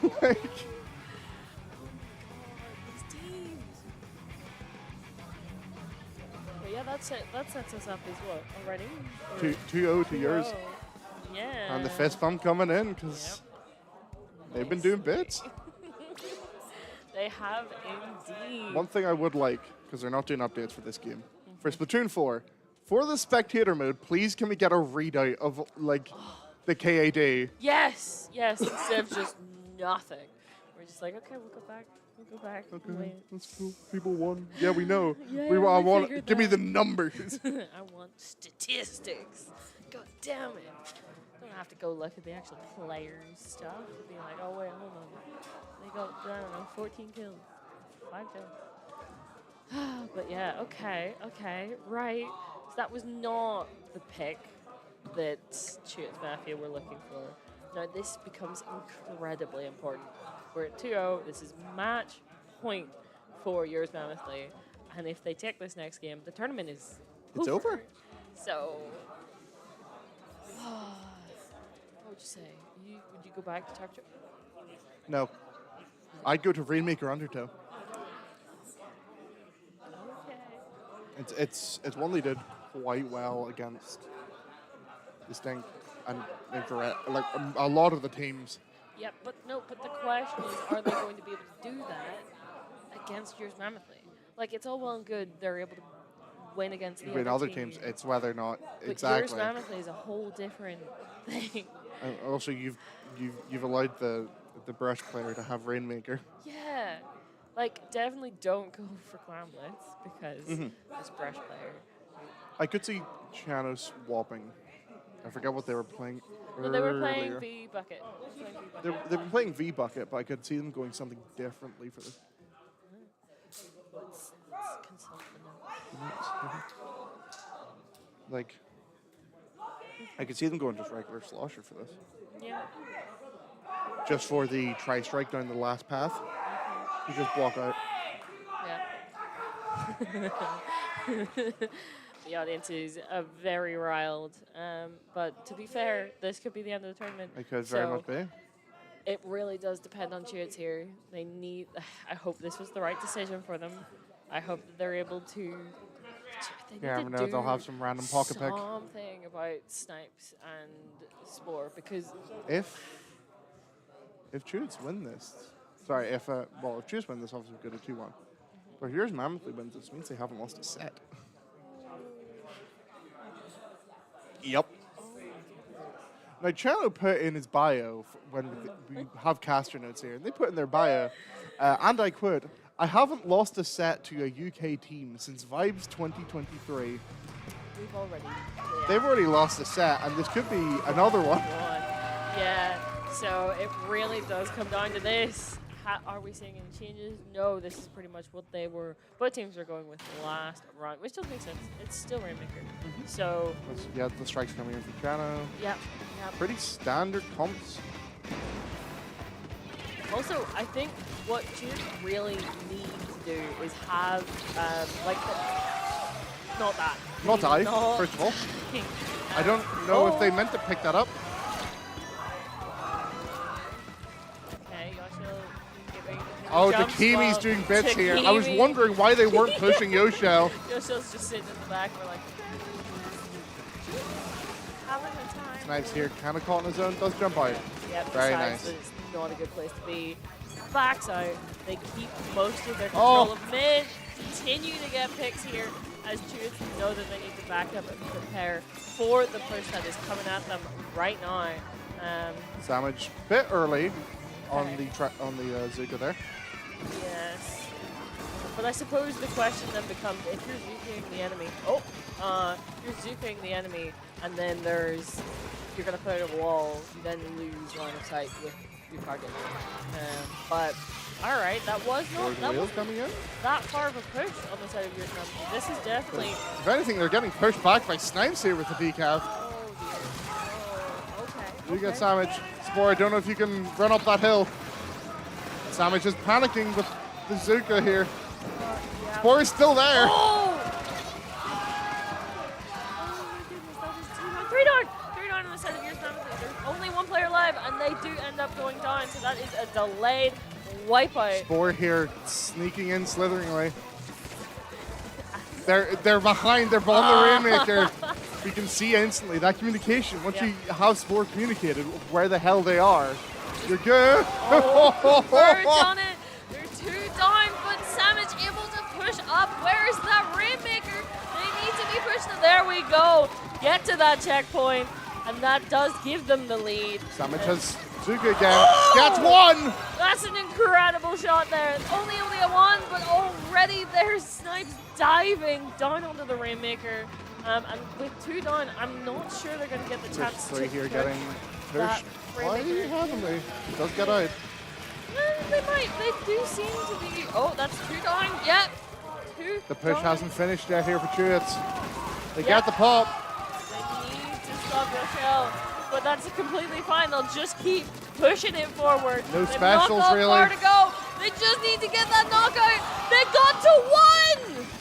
Sandwich here, however, has. Never mind. All right. They pushed him back. One remaining. If Yours Mammothly wants to win this, wants to end it here. They need to knock it out. They do indeed. That is quite the back foot to be on, folks. And with just under 2 minutes left, that is time. That is still plenty of time. But you cannot really sit and wait on this stall for neutral. Damage takes out Snipes. The counter Zuger comes in. Doesn't get anywhere with it though. Not really any push happening, just kind of feeling each other out, trying to poke, trying to get a few kills. It's another 30 seconds down though. The clock is ticking, folks, and I'm very sure that you're 2 down on the side of yours Mammothly. Oh, okay. Takimi trying to get some work done, but doesn't realize that they've been boxed in, and that is a delayed wipe, folks. Was that just the Rainmaker timer that killed them? It might have been. I'm pretty sure it was just... Oh, that's unfortunate. But it puts Stuart's Mafia back on the offensive here, but they do have to be careful. Snipes gets sniped. Yes. The color screen comes in. Takimi just trying to hold it down. Doesn't quite get Chano. Uses a tiny little block to save him. Yes, indeed. Oh, Ep's trying to get some picks before they push up any further, but they know that Snipes is coming in behind them. They didn't die to that shot. They need to end them beforehand, but as soon as you turn your back, there is... Oh! The bomb. The bomb. They were that low that the edge of the bomb got them. Chano evidently getting told off there to not flank around their spawn. Last 15 seconds, folks. Are they going to be able to do anything with the Rainmaker? It has reset, but they've only Takes out Chris. Oh, they've only got 5 seconds here. They need to pop the Rainmaker. I don't think that's gonna. Are they gonna have to hit? They're going to strike it, and that's GG. That is GG. So it's on 2-1. The tournament continues. It does. We get the cash for it. Hell yeah!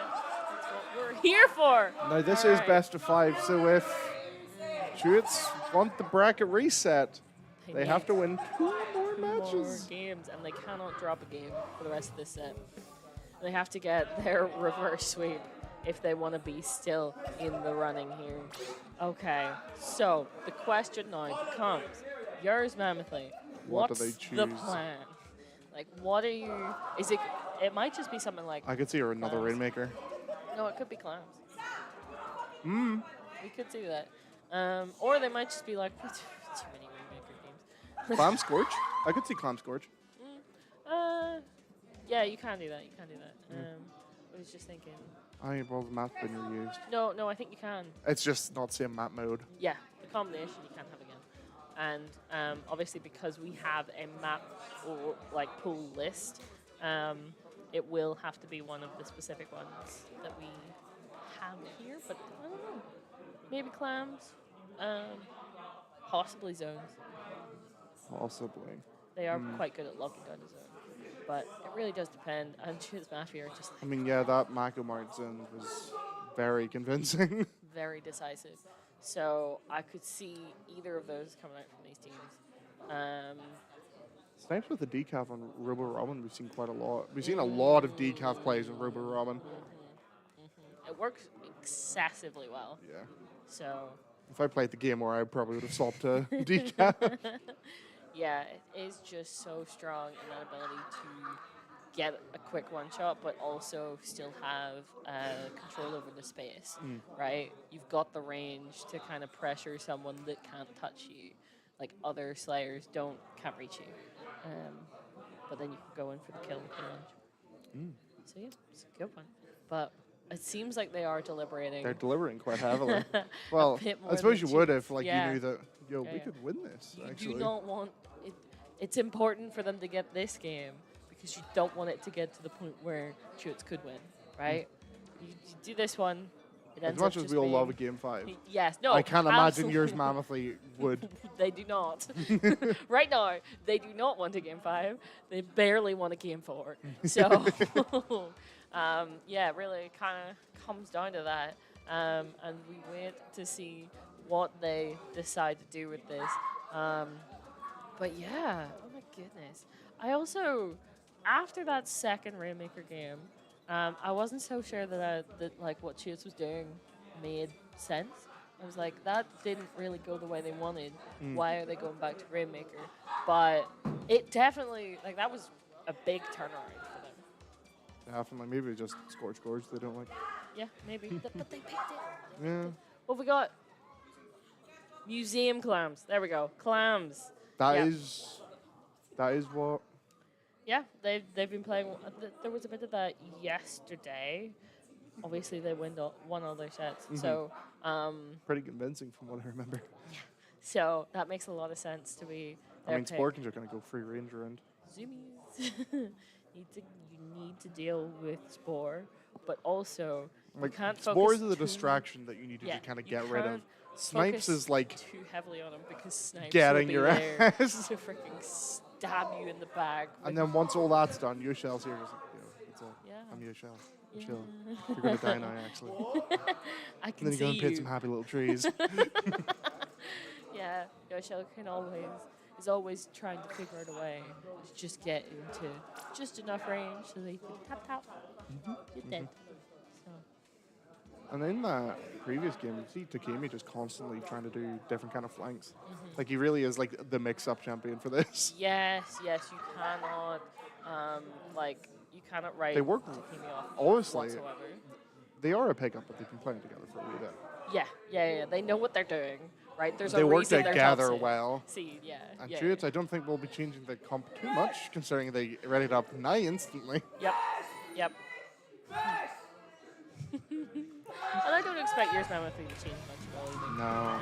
I don't think it requires. I think they like their comp the way it is right now. Yeah. Yep. It is working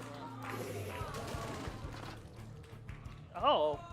Okay, Savage. Okay. Got a okay, crab. Interesting.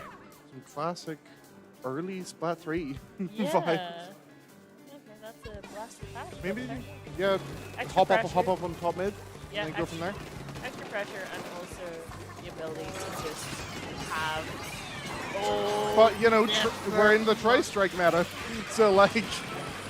Yeah, don't quite get what you're looking for with that done. But yeah, Chew's taking kind of the immediate. Oh! As I said, Takemi, mix-up champion. Just as Actually- sneaky as Spore, but doesn't have the massive flashy plays Yep, that yeah. Spore does. Just the consistency. Consistency. Yeah, Exactly. Takemi absolutely knows what needs done and will be there to help get it done as long as possible. So, yeah, that makes a lot of sense to me. And a push to 68. Fair enough Pretty for an average. opening one. Pretty Yeah. good. Still better than just like a default. I don't know if Sandwich knew that Spore was there, or just luck. Kind of chuck it over there anyway. Keep moving, but Yoshel with Yoshel. the pencil as always. Yeah, just the power of a pencil on this map. You can just see almost everything. Oh. And Yoshel, with the amount of damage Spore did, they're just able to one tap. Very nicely done, but that was 2 down on the side of yours Mammothly, which meant they had Takemi- to push back a little. Waiting for a flank that didn't really come there. Yeah, they were expecting something a little bit different, but Savage just saying, nah, Savage. Spore, actually, sorry. Yeah, not today, man, not today. Send them Does have the way crab back. available. And there we pop it. go. Are they going to be able to get... Yes, there we go. That is exactly what they needed. Can they get anything else out of it? It doesn't seem so. Yoshel's waiting and ready. Let's hear with Jamie just chilling. For the opportunity. They don't suspect, because Spore died behind, they did not expect Takemi to still be in the corner. Yep, and Takemi realizing that push, or that shark had served its purpose. The amount of quick super jump on this man, real quick. He's got places to be. Channel drops in on their own, figures out that that's not the best idea, goes back to try and defend, and this does look like maybe it'll be enough to push back yours Mammothly, but they're still holding, or at least trying to hold this, oh gosh! Unable to get the crab down, and does fall. Look at all those power clans. Definitely Chutes need to find a way in. use them, but they're losing players left and right. 3v2 situation here. Yes, indeed. Everyone knows exactly where Channel is with that football. You can't flank when you have the football, buddy. No. Yoshel is sitting, watching, waiting for any opportunity. But that's both of those footballs before gone. Snipes falls back down, but doesn't matter. Jumps through immediately. Gets canned. It does go down. But with the drink, so it should be fine. Oh! Unable to quite get Chris. Chris, how are you living? Oh my goodness. Never mind. That's Kimi! a Kimi is there, keeping the basket open. Yoshel does have 6 clams. Spore getting the trade on Chano. There's a super coming in. And that is it! And the set. The tournament. Never mind the set. You won the whole thing. Sorry. All of it. All of it. Oh my goodness, yours mammothly came here. The pop-offs are yesterday. huge. Oh my goodness. And for once, Chano stays silent. Yes, yes indeed. Oh my goodness. But yeah, as you were saying earlier, yours mammothly, they have not dropped a set in these entire last 2 days. They have been incredibly consistent. All 4 players know what they're doing, are able to handle themselves. And yeah, Chris disconnected again. Thankfully, that does not matter now. But yes, that has been happening somewhat. But, oh my goodness, what a set! What a set! Does mean we don't get a reset, which you always hope for. Crying emoji. One single tear. But with that in mind, oh my goodness, these 2 teams, they gave us such a good set to finish on. But yes, as we were talking about, Clamblitz very much years mammothly mode. Yep. It suits them so well, and they showed that. So with that in mind, I do think we're going to go to a very short break as we get everyone up and ready to hand over some awards. Yeah, I think that's we have a little awards ceremony. what we're going to be doing. So do not be prizes. going Because anywhere. they got points. Points do mean prizes. So yeah. So much fun. Goodness. Lands. Yes. Pay money. Come to one of these. Absolutely. It's always so hype and so much fun. But yeah. Oh, I'm so sad that it's kind of over though. I wanted to watch more Splatoon.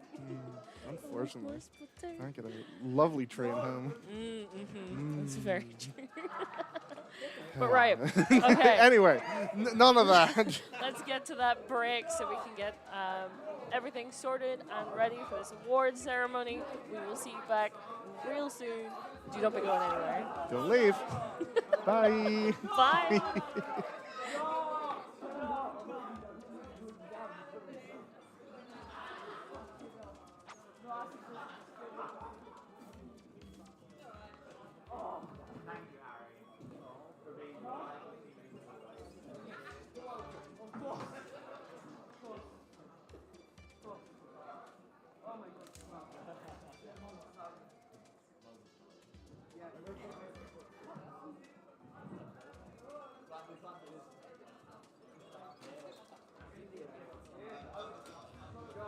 Okay, everyone, can we please give it up for your winners of Splat Legacy 2024, yours mammothly!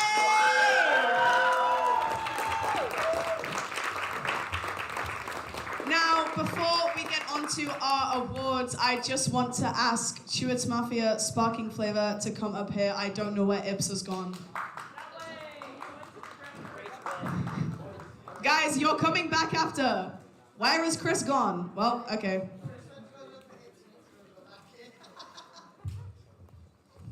Obviously, we will see more of you guys when you come and collect your medals.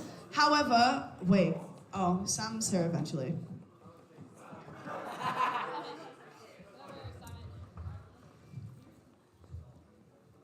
Okay.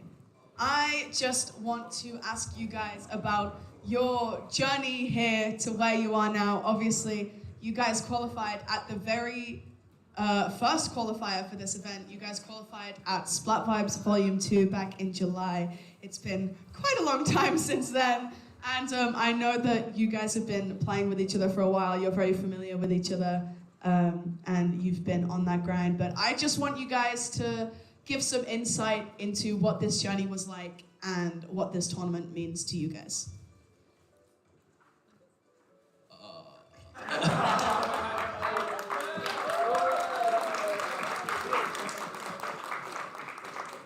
do have a problem. Vibes was pretty cool, winning that. We almost choked there, almost choked here, didn't win here. Should have won here, maybe, I don't know.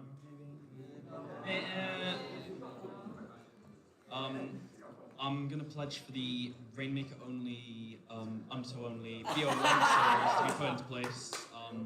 Yeah. No, it felt good. It was quite an interesting experience going from playing with Spark last year to like playing on the other side of Chewits. It's quite fun. A lot of good players. I feel quite blessed to get these opportunities because like 2 years ago I was kind of like I was doing good individually, but I just never was able to get a break. And then like Spark gave me a chance, and then Chewits gave me a chance. So I've kind of thank you streamer. Yeah, and it felt really good. I had a lot of fun playing like all the LANs I played in the past like 2 years with both groups of people, especially like the past two. It's been like hell of a ride, really fun. Yeah, it's a shame that we didn't win, but I would say maybe next time. But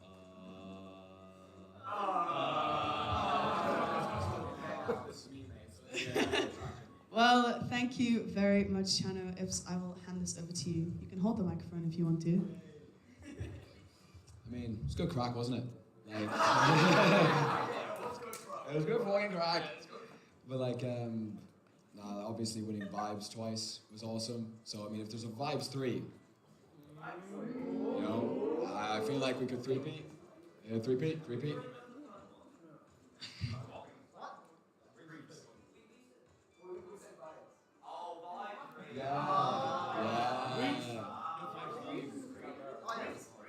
I mean, obviously, like, pretty much 4 out of 5 of the LANs I've been to in the past, like, year has been with, you know, these guys. Well, not really you kind of came in this time, but, like, you know, there is, like, another guy behind me that I also played with.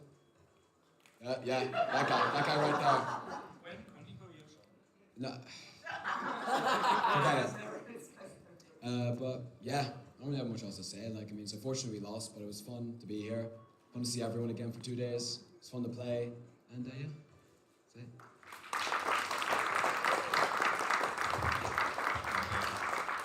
Okay, well, good. My turn is it, I see. Right. No, it's been good. It's been very good. I think there's a nice bookend for me and Chris. Don't really have plans to play much further. Thank God. Let's not talk about that. Oh no! Shout out to Red Spy, he'll sub. That's true. Thank you, Red Spy. Either way, I feel like we proved a lot today. You know, we've had our ups and downs in practice, and yesterday, let's not talk about that. So I feel like I proved a point, especially on Rainmaker on the toe. We're happy with that. Yeah, so thank you everyone for watching and supporting. Appreciate it.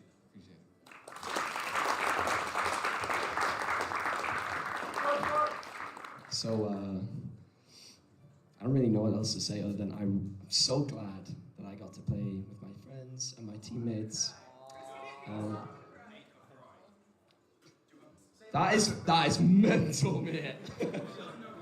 So, what I also, you know, I'm also glad that this is like the last event that I've been able to go to. Sadly, I've earned myself like a 4th second place medal, but oh well. And the best part about this is that I don't have to play with this guy ever again. I'm so over it. Love you too, Chris. Love you too, Dan. And also shout out to some of my friends back home for watching and supporting me. Chano has one more thing to say. Shout out to the other 3 teams that played in the finals. Shout out to Infrared. They had some pretty bad circumstances last second, and thankfully were able to keep playing, which is very commendable. And considering they had a last second sub, I'd still say they're pretty good. Like, it might have been last place, but still, like, getting here is very impressive. 10 hours of driving. 10 hours of driving. 10 more hours of driving. All for Rocky 80. shout out to Distinct. I think their rise over the past like 3 or 4 months has been quite impressive. Like going from basically getting second in all Splat qualifiers when, I'll be honest, I'd never heard of any of them before then. And now it's like they're taking a set off us, took us to game 5. Like it's actually really impressive, especially considering they're playing such an off-meta comp.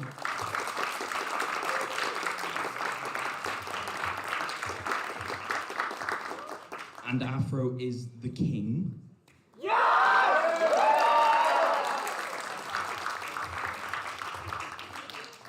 And then shout out to Yours Manfully, I guess. Harvey's already gone home, so that's cool. Well, he's not here. I'm asking you questions next. Yeah, shout out to Yours Manfully. They played really well. It's quite clear why they won. Like they were playing pretty well throughout. Yeah, and it's nice to kind of like have a group of players to play against like consistently that like can deal with me screaming at them and not get offended by it like after games. Because like I'm literally screaming about how terrible these guys are, and then they're just like, oh yeah, GG's, let's go Nando's. Pub. Like,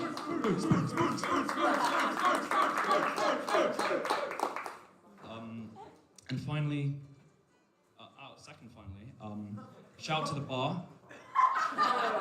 Shout out to the pubs.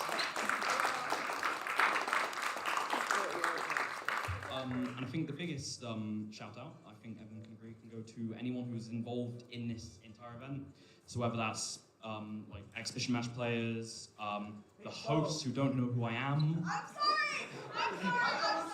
The host who knows who I am. Everyone backstage. I wouldn't try and name people, but I would forget. Like there's just so many people that are involved. Shout out to that SRV2 dude. Please subscribe to his YouTube and Twitch. Follow him on twitter.com. And yeah, I guess to end off the shout-outs, the face of UK LANs currently, the guy who's had a ton of involvement, he's currently messing around with some stuff in boxes. Please everyone make some noise for Pixel Squid.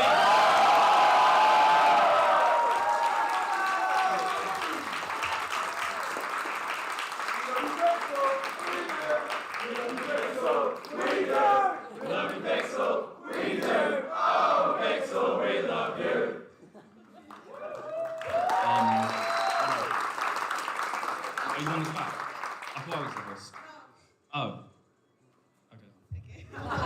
Everyone, give a massive round of applause for your runners-up, Jewett Mafia Sparking Flavor.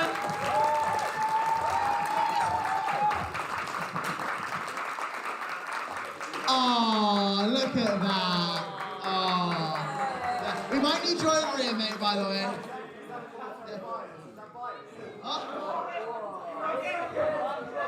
Okay. Now, to round things off as Takimi gracefully makes his way. Team, I would like to, I'm gonna stand this side for this. Sorry, cameraman. I would like to ask that our winners, Yours Mammothly, come and join me up front here, please. Make some noise.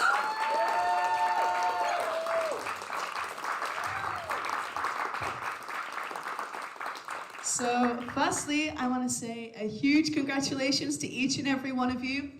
Every single individual here has proven themselves over the past 2 days and the past few months that they are absolutely worthy of the trophies that are behind them right now. So, I'll give you a similar question to what I gave Chewits, but what does it kind of feel like to win this round off of the year after all the troubles and all the grinding and all the preparation that you guys have put in? What does it feel like? I was basically like kind of scrambling for a pickup to play. I know I differently wanted Takimi and Boar because I've played with them before and we've all had good performances together, but really stuck on a fourth because obviously Chewits all play together and that was my usual group, but Yoshel.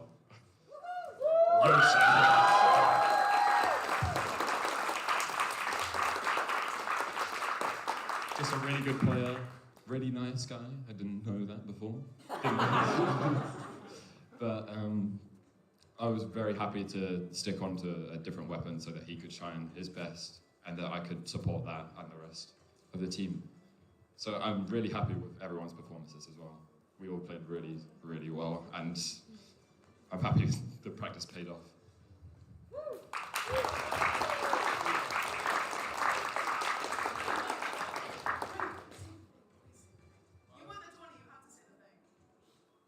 That depends. I'm happy with the performance that we had today and yesterday. We all played very well. Only dropped 2 games over the 2 days. So. Three. Was it? Yeah, no, it was only 2. There was only 1 yesterday. It was 2. Zuri forgot. Distin got 1, Chewits got 1, and then... Oh, did we? Yeah. Chewits got, it was 2-1. Oh, never mind Top then. 3. Oh, yeah, that's pretty good. I'm happy with how we did. With how much practice we had as a team. With how much practice we had as a team over, a couple weeks before today, I think I'm very happy with the performance that we had. And I'm happy that this trophy will now match the one that I got winning Splat Reunion. So I've got completed the collection now, so I'm quite happy about that.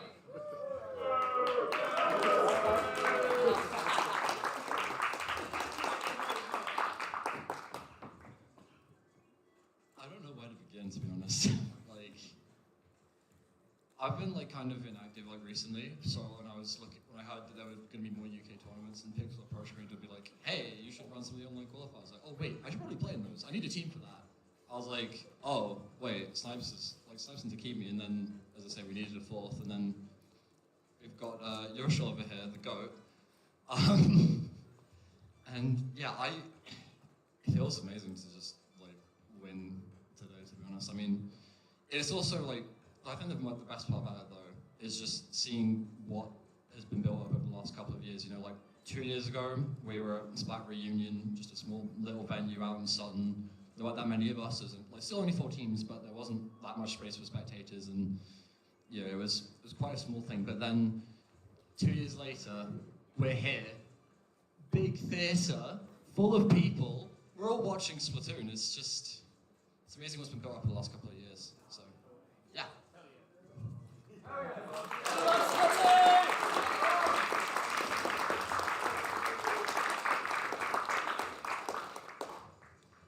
I'm also not too sure what to say, but what I can say is that I'm super happy with how today went. I'm very happy to win the LAN for once. Or not for once, I've only been there 2.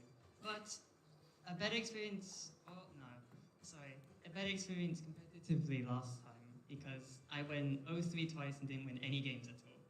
And I was very sad about that. So being able to come here today and yesterday and being able to win the entire thing, it's just felt a bit unreal for me. Thank you.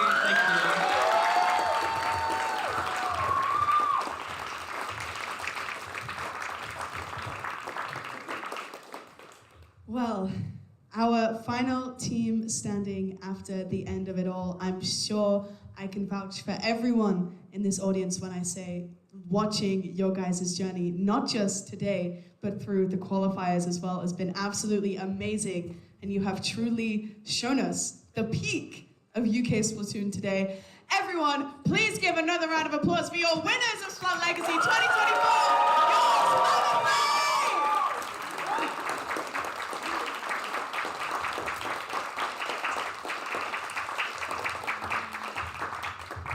Well, I will have to move you aside for a second because we are going to go on to our awards.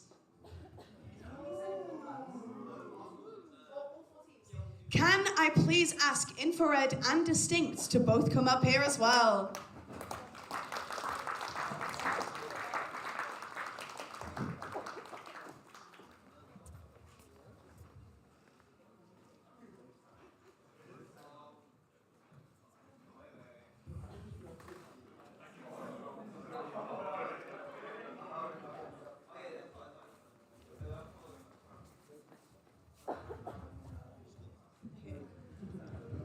Introducing your 4th place team at Splat Legacy 2024. Please give it up for Infrared!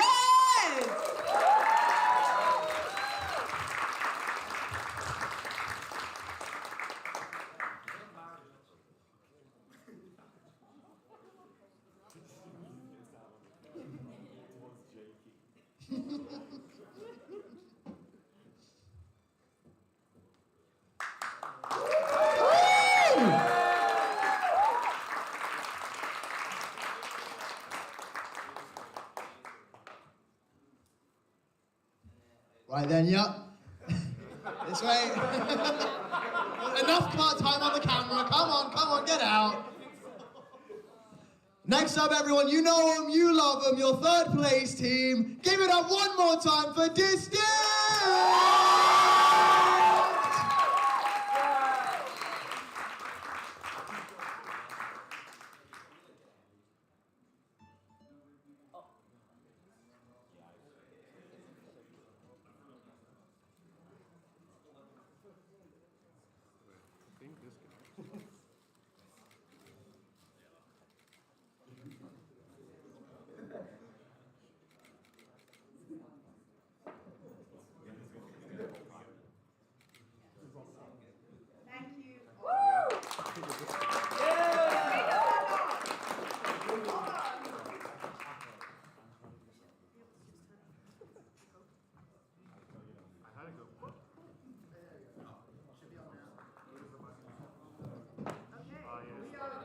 Not back. Oh, we are back. Okay. Introducing your 2nd place team. You know them, you love them. Please give it up one final time for Chewits Mafia Sparking Flavor! Who I promise I know the names of. Jana. Daniele. Your name is actually IPS. Hey, wait. What, Jason? Jason?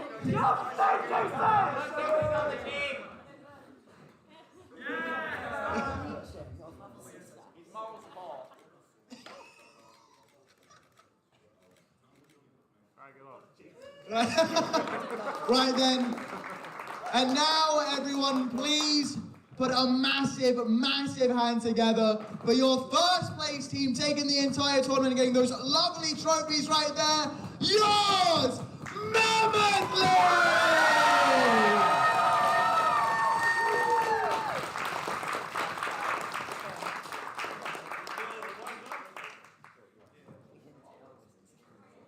Oh, no, they're not just for show. you get to hold your trophies. Oh, God. Please don't drop it.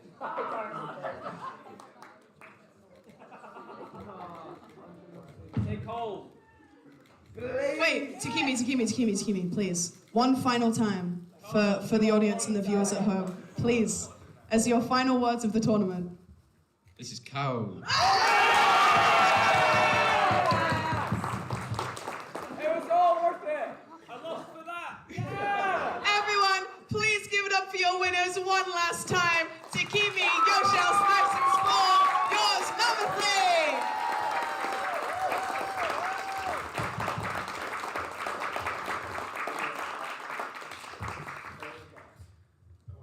Okay, now, unfortunately, this does mean that Splat Legacy 2024 is over. So, Run it back, run it back, run it back, run it back, run it back, run it back. well, I know me and Slap just wanted to come up here quickly to say some final words. I'm going to try and say this without crying. But we just wanted to say some final words about this event before we close off. This has been the first time I've been able to properly host an event like this with such an amazing audience. I'm about to cry, oh no.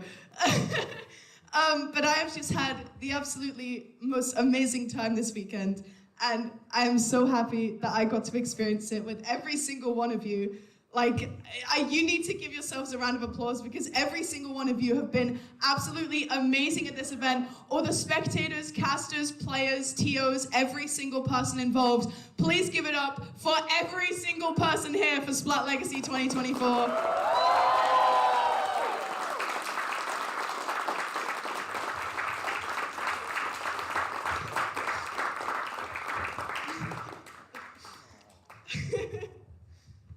Slap talk while I try and stop myself crying. I have more to say, but I'll say it after. Oh, you poor little thing, you. Oh, come on. Everyone please give Crystal a round of applause. Honestly, I wouldn't be happier hosting this event with someone else, so thank you, Crystal. And honestly, thank you to everybody watching this stream right now. Thank you to the players. Thank you to every single one of you. I'm not going to make you clap for yourselves again, don't worry, but thank you all. And genuinely, same as Crystal, this has been probably one of my first hosting opportunities.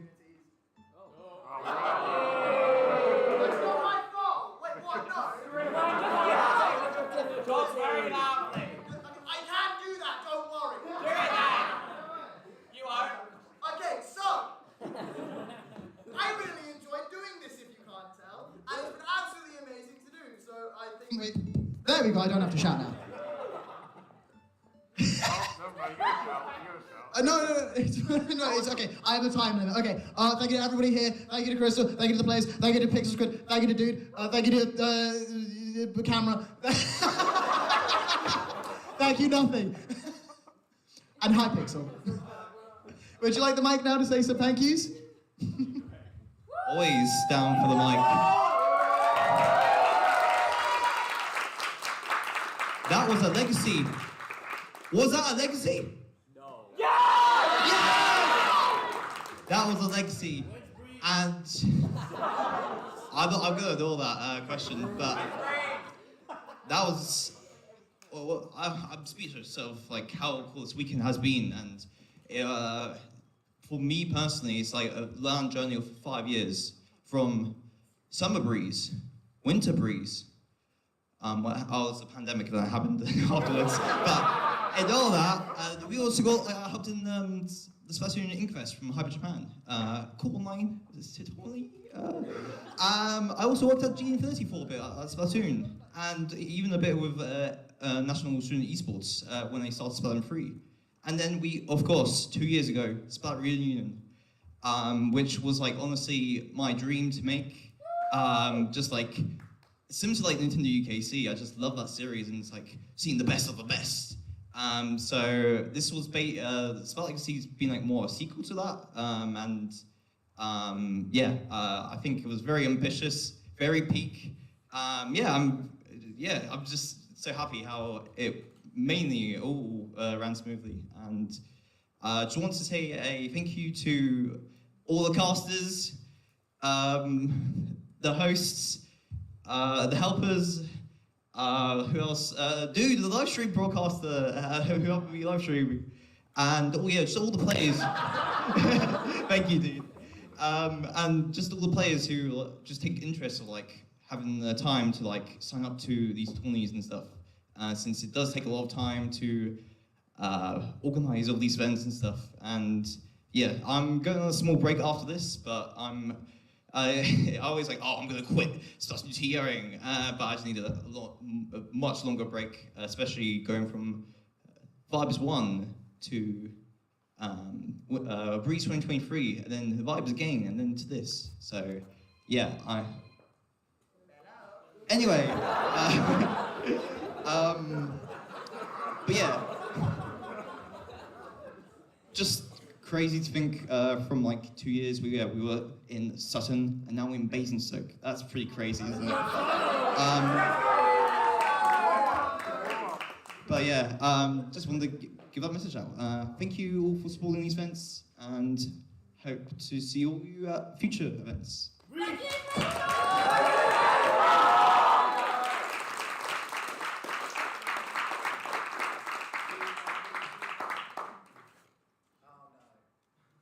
We're fine, actually. Everyone, give it up one final time for Pixel Squid.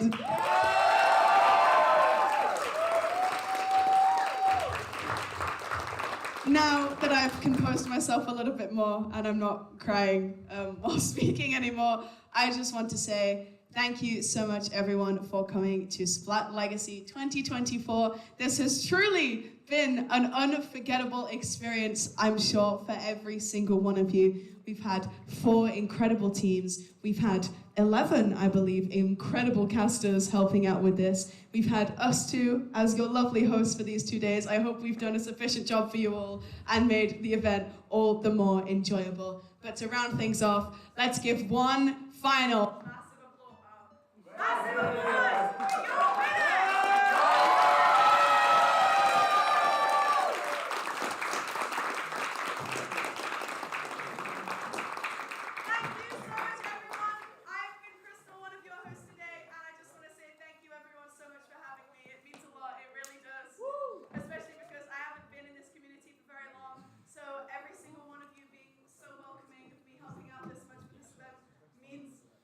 So much to me, and I'm so happy that everyone in this community is so lovely and welcoming. So thank you all so much. I've had an incredible time.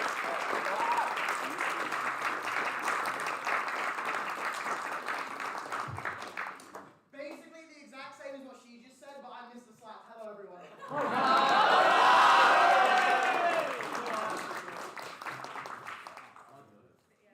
Thank you guys so much for coming to Legacy. Please get home safe, whether that is today or tomorrow. And unless there's anything else we want to say. One thing. Big photo with the screen with the Legacy logo. In there. Everyone come up in here.